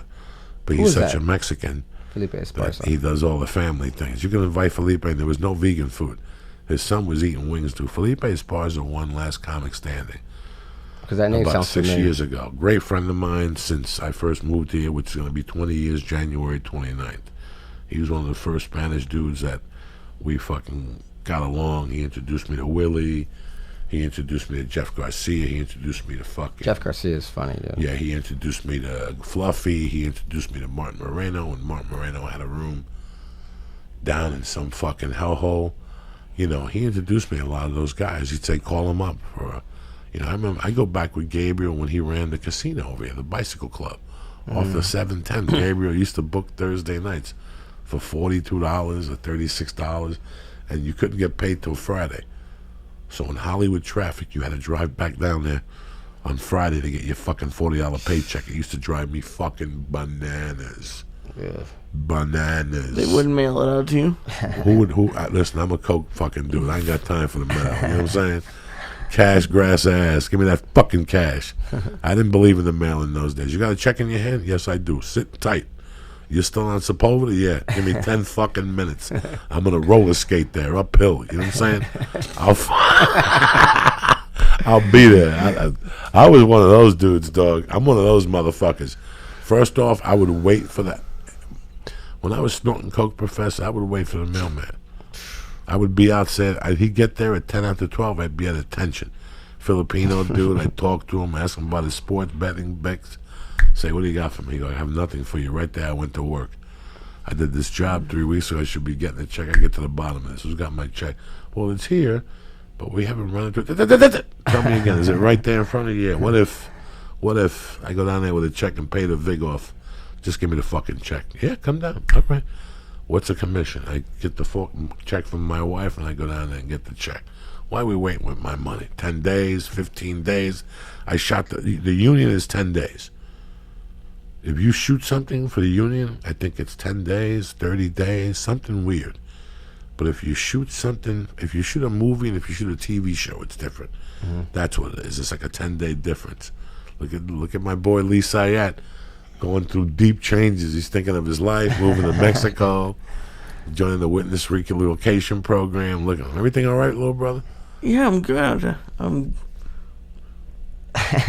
You're what? You can't talk, man. No. I'm always just listening to you guys' conversation. No, it's just, I don't even know what the fuck we're talking about, Professor. What's the story? Crazy shit, man. Crazy shit. I'm about to head to the Europeans in Portugal, man. A couple weeks, so I'll be gone for 7 days. That's what's going down. And what do you got to weigh in at? This time I'm gonna stick at lightweight, man. And what's that weight? Lightweight is with the gi, you have to weigh in at 168. So before, like for featherweight, the last 2 tournaments I did featherweight, which I had to weigh in like at 154.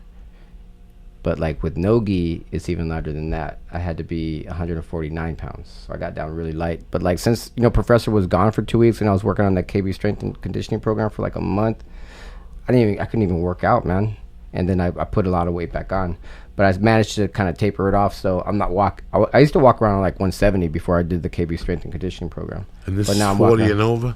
And I'm 45, bro. So this is 45. You know what? What's funny is like I just realized how old I am. I was fighting Master 3 for like the last few years, and then when I registered for this tournament, it automatically tells you what class you're in, And now I'm Master 4, which means 45. I was born in 1971, so now I've moved up to an older weight class. So I'm gonna be fighting. Alan the Savage, that old man, blue belt. Yeah. I'm gonna be fighting fools like that now. From what age to what age? What's this age group? I don't know, like 45. So I'm 45. So it's like every like 4 years or something like that, because it goes like from 29 years old and down. That's adult. And then after 29, so when you're 30, that's Master 1. And then every few years, it's like Master 2, Master 3, stuff like that. What's the last age group? Man, I don't know, dude. Because like Alan, like sometimes he competes in those tournaments and they don't even have his category. He's 67? He's like, dude, he's like, I think he's like 70 years old. And he gets there at 6 in the morning? No. He gets there at 9. Okay. At 9, he pulls those dummies out. and he starts making love to him on the mat.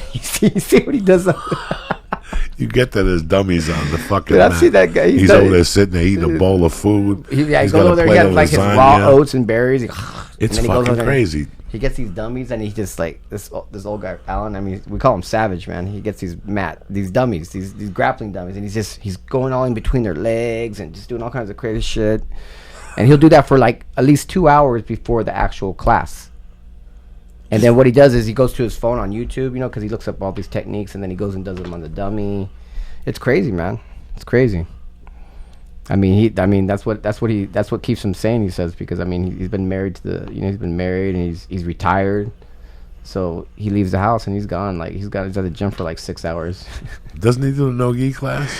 Yeah, man. I love Alan to death, man. But I tell you what, man, that is like one of the hardest classes to teach with that guy in there, man.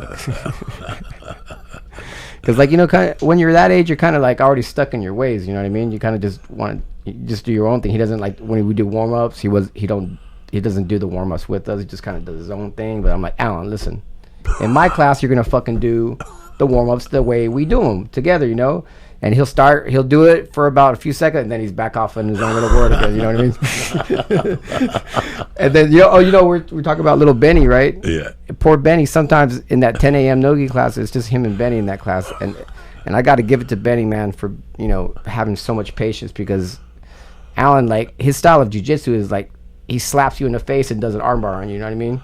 He slaps you in the head, and he does all kinds of he does all kinds of dirty shit, man. You know, like he's like 70 years old, man. He just smacks you in the Dude, like he loves like smacking people and he does like crazy shit, man. Like, and they're like, Professor, like, I don't know what to do with Alan. I'm This like, old man is beating I've heard me this to a million death. times. I don't know what to do with Alan, man. Like, they're like, he says, hey, let's go light, and then he goes hard on you. So I don't know what to do, because they don't know how to react to it, because he's older and they don't want to go hard on him. I'm like, man, I don't know, man. I don't know what to tell that guy.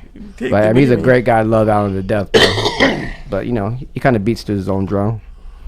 But he paid his dues, man. So He's 70 years old. Yeah, dude, like, he's a great no, guy. he's a purple belt now. No, I know. He's a I was purple there belt when he now. got it. Yeah. It's just. And did you see when he was going through the gauntlet? Like, that guy one hit him, and he was like, "Nah, man, fucking I hit me." him. I hit him. Did you hit him? Yeah, I hit him. And he's like, "Nah, hit me, man." He's a good dude. Oh, he's a great guy, That was man. that was the class before New Year's. Yeah. He got his purple. I'm belt. getting to him now, man. He's actually like doing more techniques now. So he gets there at 9 and works at the Dude, fucking he dummies. gets there early, 70 man. years old, He rolls guys. up in his car where it says JJ Savage on the license plate. He goes in there. He puts his. It's like almost like he What is it called whenever you go to football games and you tailgate? He almost tailgates there, man. He brings his cooler of food Yeah, I and see shit. that. He's got a whole bench, a fucking tent. I've never He seen changes anybody like outfits. train It's and tremendous. eat. It's train tremendous. and eat. He's trains got a and eat. balance. He knows what his body needs. You gotta respect that. He's like, I gotta I fucking- keep fueling my body. Yeah, you gotta respect that. 70 years old. The muscle takes a lot to fucking repair at 70. Dude, you should have him on the show. He has some crazy ass I know he stories. does. I'm He has thinking some about crazy it. ass stories, dude. He has some funny stories. He has like a lot of funny stories like you, man, now that I think about it. He has a story. He was a fighter. He used to fight a lot and stuff like that. He was a boxer and stuff. But yeah, he's a good guy. I just read something a couple of weeks ago about that blew my mind, but it made sense about men today, why their testosterone levels were so low, and they threw in computers in there and just the way pollution.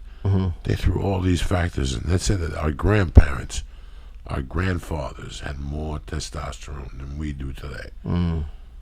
So it just really. I think it's like all the nasty shit they put in our food and all those. Yeah, stuff the like that. GMOs and all crap. that shit. Well, I mean, even beyond that, doesn't everyone say they want it better for their kids most of the time?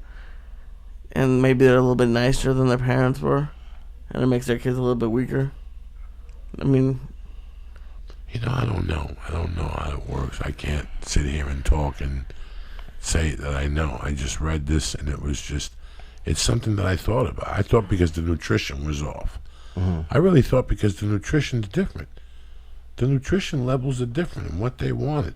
Bro, I was around the fucking 70s. I remember what we were eating in the fucking 70s. And it's completely different now.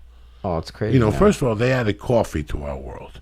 Oh man. And they had a thing called coffee drinks. Don't get me wrong, there was always coffee, but there was never high-powered sugar drinks. I see what these people drink. You mean like frappuccinos and shit? Oh, these people are drinking fucking cakes for breakfast. Oh man, dude, I was hooked. You don't know on what those that things for a does while. to you. You don't know what that does. That sugar spike in the morning. Oh, man. How do I know?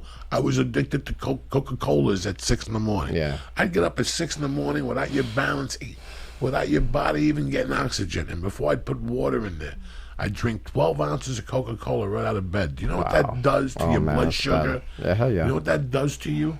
Yeah, it's so easy to Starbucks is so huge, man. And I was like hooked on those frappuccinos, and I was hooked on that other one over at the coffee bean tea and leaf. And then 5 years, like about 5 years ago, I went to Italy, and they gave me a little shot of espresso, and I was like, fuck, man, this little shot of espresso right here equals to like 2 frappuccinos, man. And I was like, man, I'm not going back to What's eating. the one from the coffee bean? The one with the coffee beans on the bottom of it that they blend? Yeah, the cherries. Yes. And shit. Oh my Let me tell you god, something, that bro. thing is so fucking I was good. addicted But it's the to Black that. Forest. It's the Black Forest. The Black Forest. I one. was hooked on the big one with Oh, the whipped man. cream. It tastes like a Black Forest cake, you man. fucking It's fucking die. like because I was on Frappuccinos and my friend was like, "No, you got to go to the coffee The bean." coffee bean. He leaf, turned me you on got to that. Black I was like Forest, there. I was there like large, every fucking morning. I lived 2 blocks from it, and I would drive, park, So good, huh? go in there, sit outside. I wouldn't tell nobody. I'd drink that Black Forest. That's good. That shit was packing on calories. You Yeah. drink one of those at 8 in the morning, you're doomed. You don't recover from that. Your whole day is ruined. Calorically, sugar-wise, you'll be hungry all 100% sugar. fucking day. Yeah. You add marijuana to that shit, you're eating 2 fucking meals. It's a horror show. All you need is espresso, man, and you're good to go. Yeah, we talked about that the other Yeah, day. man. You looked into it. I'm happy. You're an intelligent dude, Professor. Yeah, look, We because discussed Cuban you know, like coffee. people always say, "Oh no, Cuban coffee is stronger. It's stronger. It'll keep you up for days." Blah blah blah. And that guy Kellen, he brought me. He was like, "Hey, Professor, look, I brought you some. My dad made a pot of this Cuban coffee, and it was delicious. It was like thicker and a little sweeter. I loved it, man." He's like, and he brought me like about this much of it. And he's like, "Don't drink it all." Because I was like, "Listen, man, don't fucking tell me how to drink coffee. I know coffee because I make my coffee super strong." But then I looked it up. And I was like, is Cuban coffee stronger than regular coffee? And they're like, no, it's the same coffee. It's just what makes it different is how they whip that sugar. Because they make a paste with the sugar first to give it that sweetness. And I even Googled it on YouTube to see how they do it. And I was going to try to make it myself because it's really tasty. But they get the sugar first. And then as the coffee is like percolating on the stove. They hit it with the first 3 drops. They hit a few drops and they start Then whipping they that. whip that up. Whip it all up into it and then it turns into like a little paste, and then they add the rest of the coffee in there. But it's actually a lot of work, man, to fucking whip that shit up like that, man. George Mazdabar was on the show a few weeks ago. The next day he came over with Becky Lee, and he made Cuban coffee for my wife. And guess what? My wife's been making it in the morning. Was it legit? Legit to quit, dog. Nice, man. And I gotta now have somebody show me that my technique wife because got the I really pot. liked it. It's What about that tremendous. guy that over there that you said the guy? Oh, that guy. El Cafecito over in Burbank Boulevard. Go try it. Is it good? I mean, does It's he on make Magnolia. Does he make a good Cuban coffee? You know what? The time I was there, I give it a 7. Maybe I'll give it another shot. Becky went there a few times, so give it a shot. Bex and Violence. Yeah, it's right there on. I'll check it out, man. El But like, I mean, the one Cafecito. that my boy Kellen brought was very good. That was like the first time I've ever had a Cuban coffee. That kills you too. That's got a ton of sugar too. It does have a ton of sugar. It tastes good though, man. It tastes good. I though. do like. It's a I different do- sugar. It's not like whipped cream. And look at Lee. You're looking like Jack Nicholson, The Shining. Look at Lee. Here's Johnny. Jesus Christ, Lee, you're wrecked. You didn't know the start to He's lit balance up. you out. dog.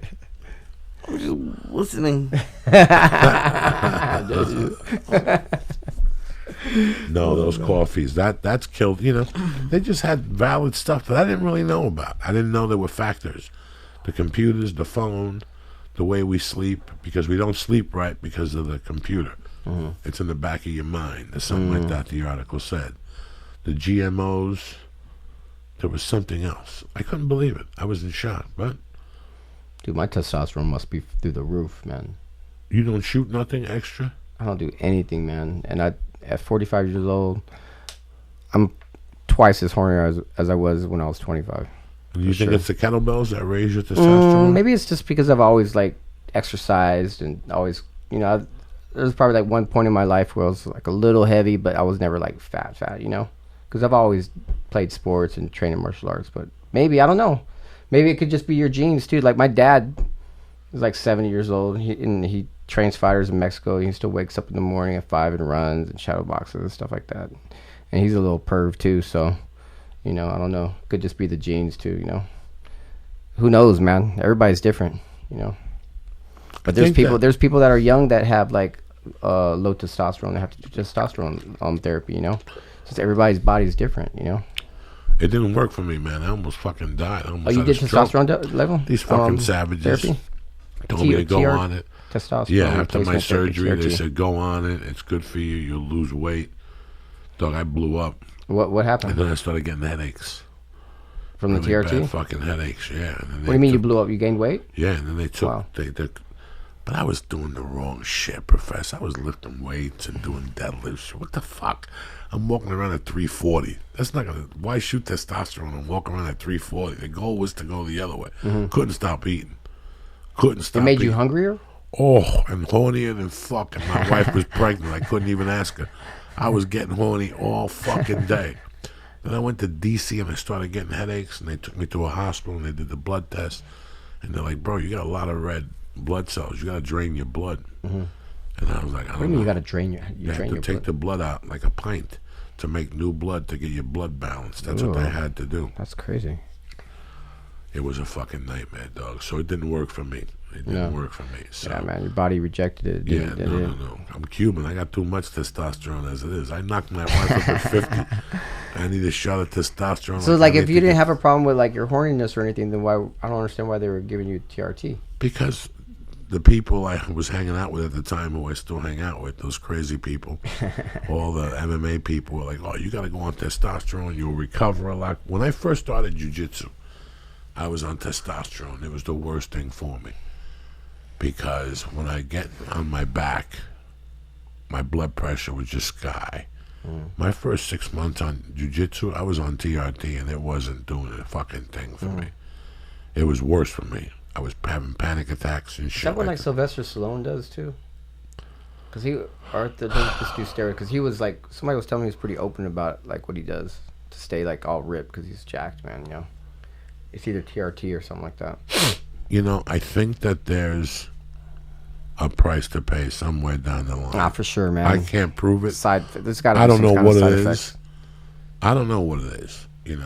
First off, if you look at someone like Stallone, the rumors are he's done plastic surgery everywhere. In fact, he had an infection on his thigh or something from doing something, some sort or another. I can't prove this. This is something I just heard. So this is a guy that, like I said, man, I watched Rambo 2, and I watched the beginning of Rambo First Blood Part 2. That's an interesting one. They go to Thailand, and he's stick fighting at a fucking temple and shit. That's when I had to do shit. I had to do things to do, so I turned it off. But, who wouldn't want to keep that image? What wouldn't you want to do? man. Like that's something you associate with Sylvester Stallone. Because like back in the day, I mean, the first Rocky, he wasn't even like jacked or anything.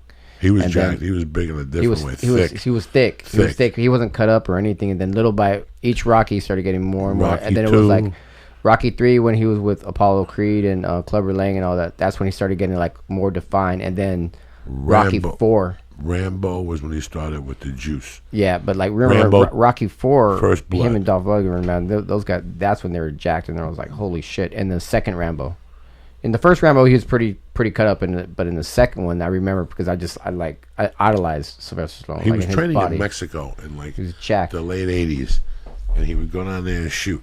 That's where they would all shoot. There was a kid I knew in Boulder, and his dad owned a gym at Yucatan or something, and that's where they would go, and they would meet Colombo, the bodybuilder. Franco Colombo. Franco Colombo. Yeah, and he was Franco Arnold Schwarzenegger's partner. Right, and Franco would shoot them up with everything they needed, and they come back and shoot. He'd shoot those fucking movies, Crazy. But I could listen if you watch Sean Penn in that close range. He shot something good. He shot Deckard the Close Robber. range? Yeah, 1985. Sean Penn? Yeah, Sean Penn, Christopher Walken, Madonna. No, Madonna had the soundtrack. The movie, they pulled the fucking movie advertising, so the movie bombed. They thought Madonna's soundtrack would carry the movie, but the movie's a masterpiece. Yeah, it's called At Close Range. At Close Range. I never even heard of that. It's crazy. Christopher Walken and Sean Penn. He plays his Penn. father, and it's a fucking. We've talked about it on the movie. The second scene of the movie. As soon as you see Sean Penn, you're like, what the fuck? What's going on with these? You could see the veins in his arms. You could see that it was a 6 weeks regimen. It was just a short little regimen, and he lifted and maybe did push-ups, and he had a trainer, and they taught him how to put on, cut perfectly. I had a friend who knew how to do that also. He could work with you for 8 weeks, give you Anavar or Winstrol, and you look like a fucking... You didn't look like Johnny Adonis, but you look like you did something. Yeah. He knew how to work you out. You know what I'm saying? Nice. He didn't shoot you with nothing. He just dropped a little Winnie V on you in those days, whatever that is now. That's changed by now. Look at Lee Syatt. What's going on, Lee Syatt? You keep looking at fucking Professor like and feel like he knows about the kettlebell. I'm going to have to go down there and put it between my legs and throw it up in the air like a fucking chef at Benihana. Oh, man. You're an interesting dude, Professor. You really know what the fuck you're doing. I hope so. I know that the last time you were on, a lot of people asked you questions. Oh, yeah, man. And you had major league success. And if anybody deserves, you know what you're doing, man. I appreciate it, man. I put love in all that. But, yeah, man, like, shout out to all the people who embraced me from the first time I was on here, man. I still get emails, and I always send you screenshots. I send him screenshots when people go, hey, I saw you on Joey's show, and they're super cool, man. A lot of like very positive people, man. And I appreciate it. People on this show want to get in shape. People on this show, everybody needs to work out. Everybody wants to know what to do, man. Everybody wants to know what the fuck to do. Yeah, man. Everybody needs to work out, regardless. I'd love everybody to do my kettlebell programs, but it's not for everybody. Some people dig other things, and it's okay. Just find what you enjoy doing, and then stick with it. Stick with it 3 times a week at least. But everybody needs to exercise in some form or another, whether it's kettlebells, whether some people like CrossFit, that's fine. I know people whose lives have been changed by CrossFit, They got into it. I knew one guy who was like a raging alcoholic, man. And he met some chick, she did CrossFit, and his body changed, his lifestyle changed, and man, more power to him, because every time I would see him, he was just loaded. He was jacked up on blow, he was jacked up on alcohol all the time. And as long as I've known him, he's always been pudgy, But like at CrossFit, it changed his life, So just find something you enjoy doing and stick with it, man. And I've been working with the Kettlebell Kings too, my sponsors. Go on their website, get some kettlebells. I'm writing articles for them, and we're trying to share the kettle-jitsu love together. But yeah, man, exercise is very important. It's funny because I wanted to put you on for the last month, but I said, you know what? Let me save him for the first week of the year. If he inspires one person to get a 10-pound kettlebell and do Turkish get-ups, the show worked for one fucking person. Yeah, for sure, man. There's plenty of people that bought the program that saw me on this show and are digging the workouts and stuff like that. So and caution, pretty cool. Caution, and I'm telling you this with caution.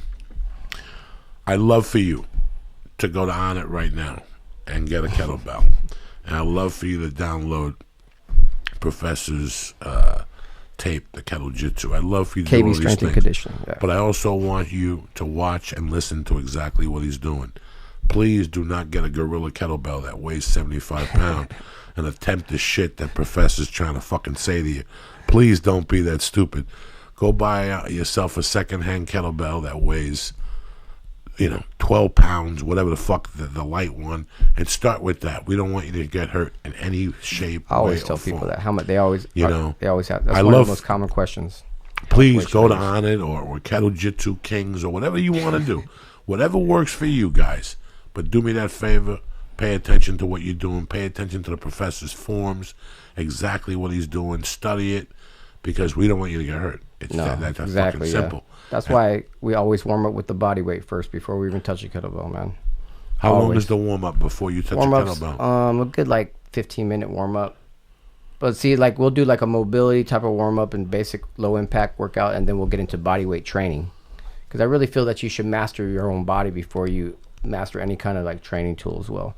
And kettlebell and body weight training, they go together. So it's not just kettlebell, it's actually kettlebell and body weight. So on this program, I do a bunch of different burpee variations, I'm very creative, man. So I've developed like a lot of different burpee variations because the regular burpee variations, it's a great. That's why CrossFit people do it. Everybody does regular burpee, but even just doing that one over and over, it gets fucking boring, you know. So I mix it up. You teach me to do a burpee. You know, I used to be. I could show you a burpee variation to do, which will suit you better because you might not be able to jump up on both feet at the same time. So I have one called the K-Town burpee that's on the KB Strength and Conditioning, where you come up one leg at a time. I actually learned that from a student of mine, Angelique Correa. Her she's in a band called Koreatown, and she's like a musician, and her friends used to drag her into a kettlebell class, you know. And she's awesome. I love her to death. But like, she used to do these burpees, like, all right, burpees, and then she'd go down like one leg at a time, all lazy, and come up one leg at a time. I was like, that's kind of cool. I kind of like that, you know. So I developed like a burpee variation called K-Town burpees, because like a lot of people who are heavier can't do a regular burpee. So that's one of the things as a trainer is you always have to know how to adapt exercises for people, because like I said, like I have my regulars in kettle-jitsu class, and they can do all the movements that we do, but then I have people trying it out all the time. And everybody's at a different fitness level. So like if I didn't have ways to adapt for them, then they wouldn't even want to stay in the class anymore, you know. So to be a good trainer, you have to be able to think on your toes really quick. You have to have like a really deep bag of tricks. So man, I can train anybody, you know. So yeah, for sure. For you too, Lee. Where can they go find all your stuff again, Professor? kettle-jitsu.com. Easy. You can find me on YouTube kettle-jitsu, Instagram kettle-jitsu. Go to my business page on Facebook, kettle-jitsu, everything. But if you go to kettle-jitsu.com, I have all my downloads up there, and I'll be releasing 2 more downloads this week. This year. Bodyweight for BJJ and KB flow, with nothing but kettlebell flows and warm-ups for jiu-jitsu and stuff like that too. You're beautiful, Professor. I appreciate it, man. I'm a little disappointed that neither one of you realized that I'm not wearing glasses right now.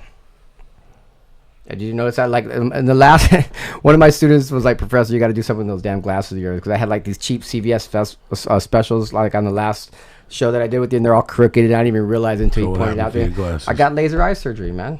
How's it work? It's fucking awesome, dude. I can drive at night without freaking. I can see your face. I can see that beautiful face of yours.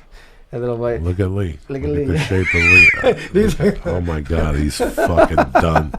I love it. It's that fucking. Hey, I'm glad I didn't do a full star with you guys, because he was like, "No, don't worry about it. I'll take care of it. I'll make it." No, I'm good, man. I told you. I'm good, dude. Yeah. Listen, people, I brought the Professor on.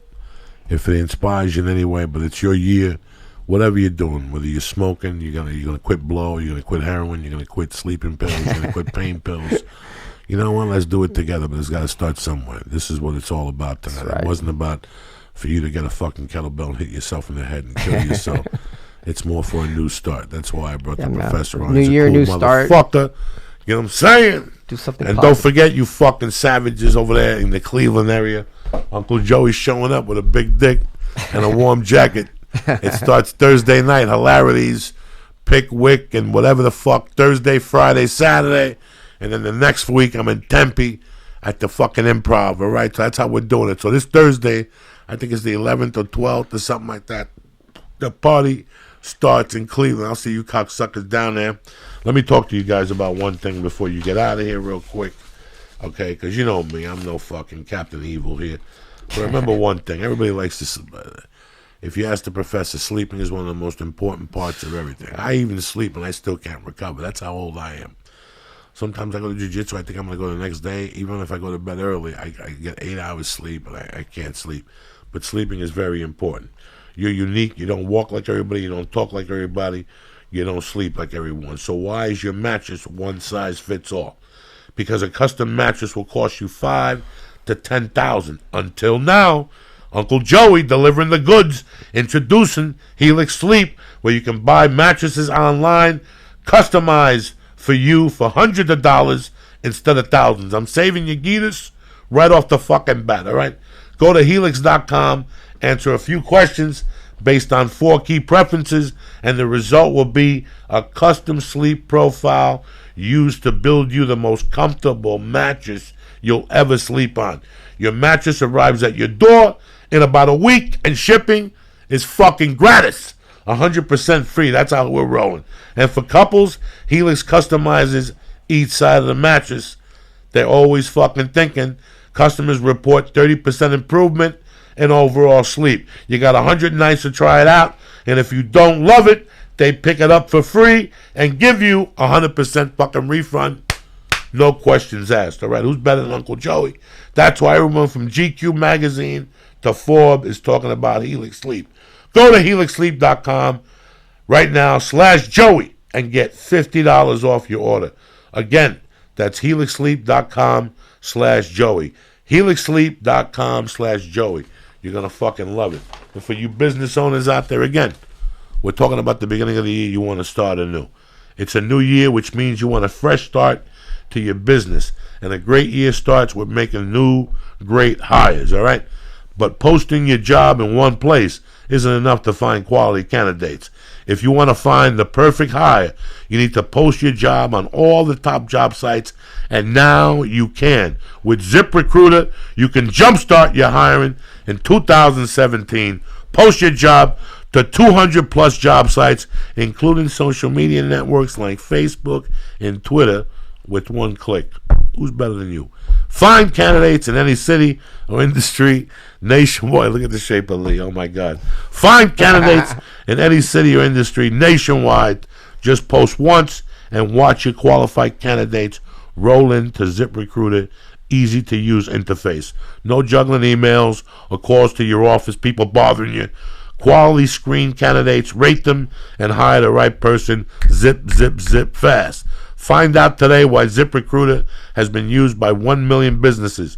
And right now, my listeners, you got a business, you can post jobs on ZipRecruiter for free by going to ZipRecruiter.com /church. CHURCH. That's ZipRecruiter /church. CHURCH. One more time for free. Go to ZipRecruiter.com /church. All right. Do your thing. Happy New Year. I want to thank ZipRecruiter. I want to thank Helix Sleep. I want to thank MeUndies. But most importantly, I want to thank you motherfuckers for starting the year off with us, getting your shit together, slinging dick and giving out bubble gum. And that's how we fucking do it. If you're going to be an American, this is the year to do it. Don't worry who the Captain Kirk of the Enterprise is. You don't got to worry about Trump. Just worry about yourself. I want to thank my main motherfucking professor, the king of swing, the master of disaster. Like the king of swing. Go to Joey Alvarado. What's the email again, though? What's the webpage? kettle-jitsu.com. kettle-jitsu.com. Also go to Kettlebell Kings for the kettlebells. Do yourself a favor. If it wasn't for swings and shit with Professor, I couldn't do a hip escape right now. All right? I'll see you this week in Hilarities and next week in Tampa, Arizona. Stay black, motherfuckers. I love all you cocksuckers. Lee, kick this mule, cocksucker.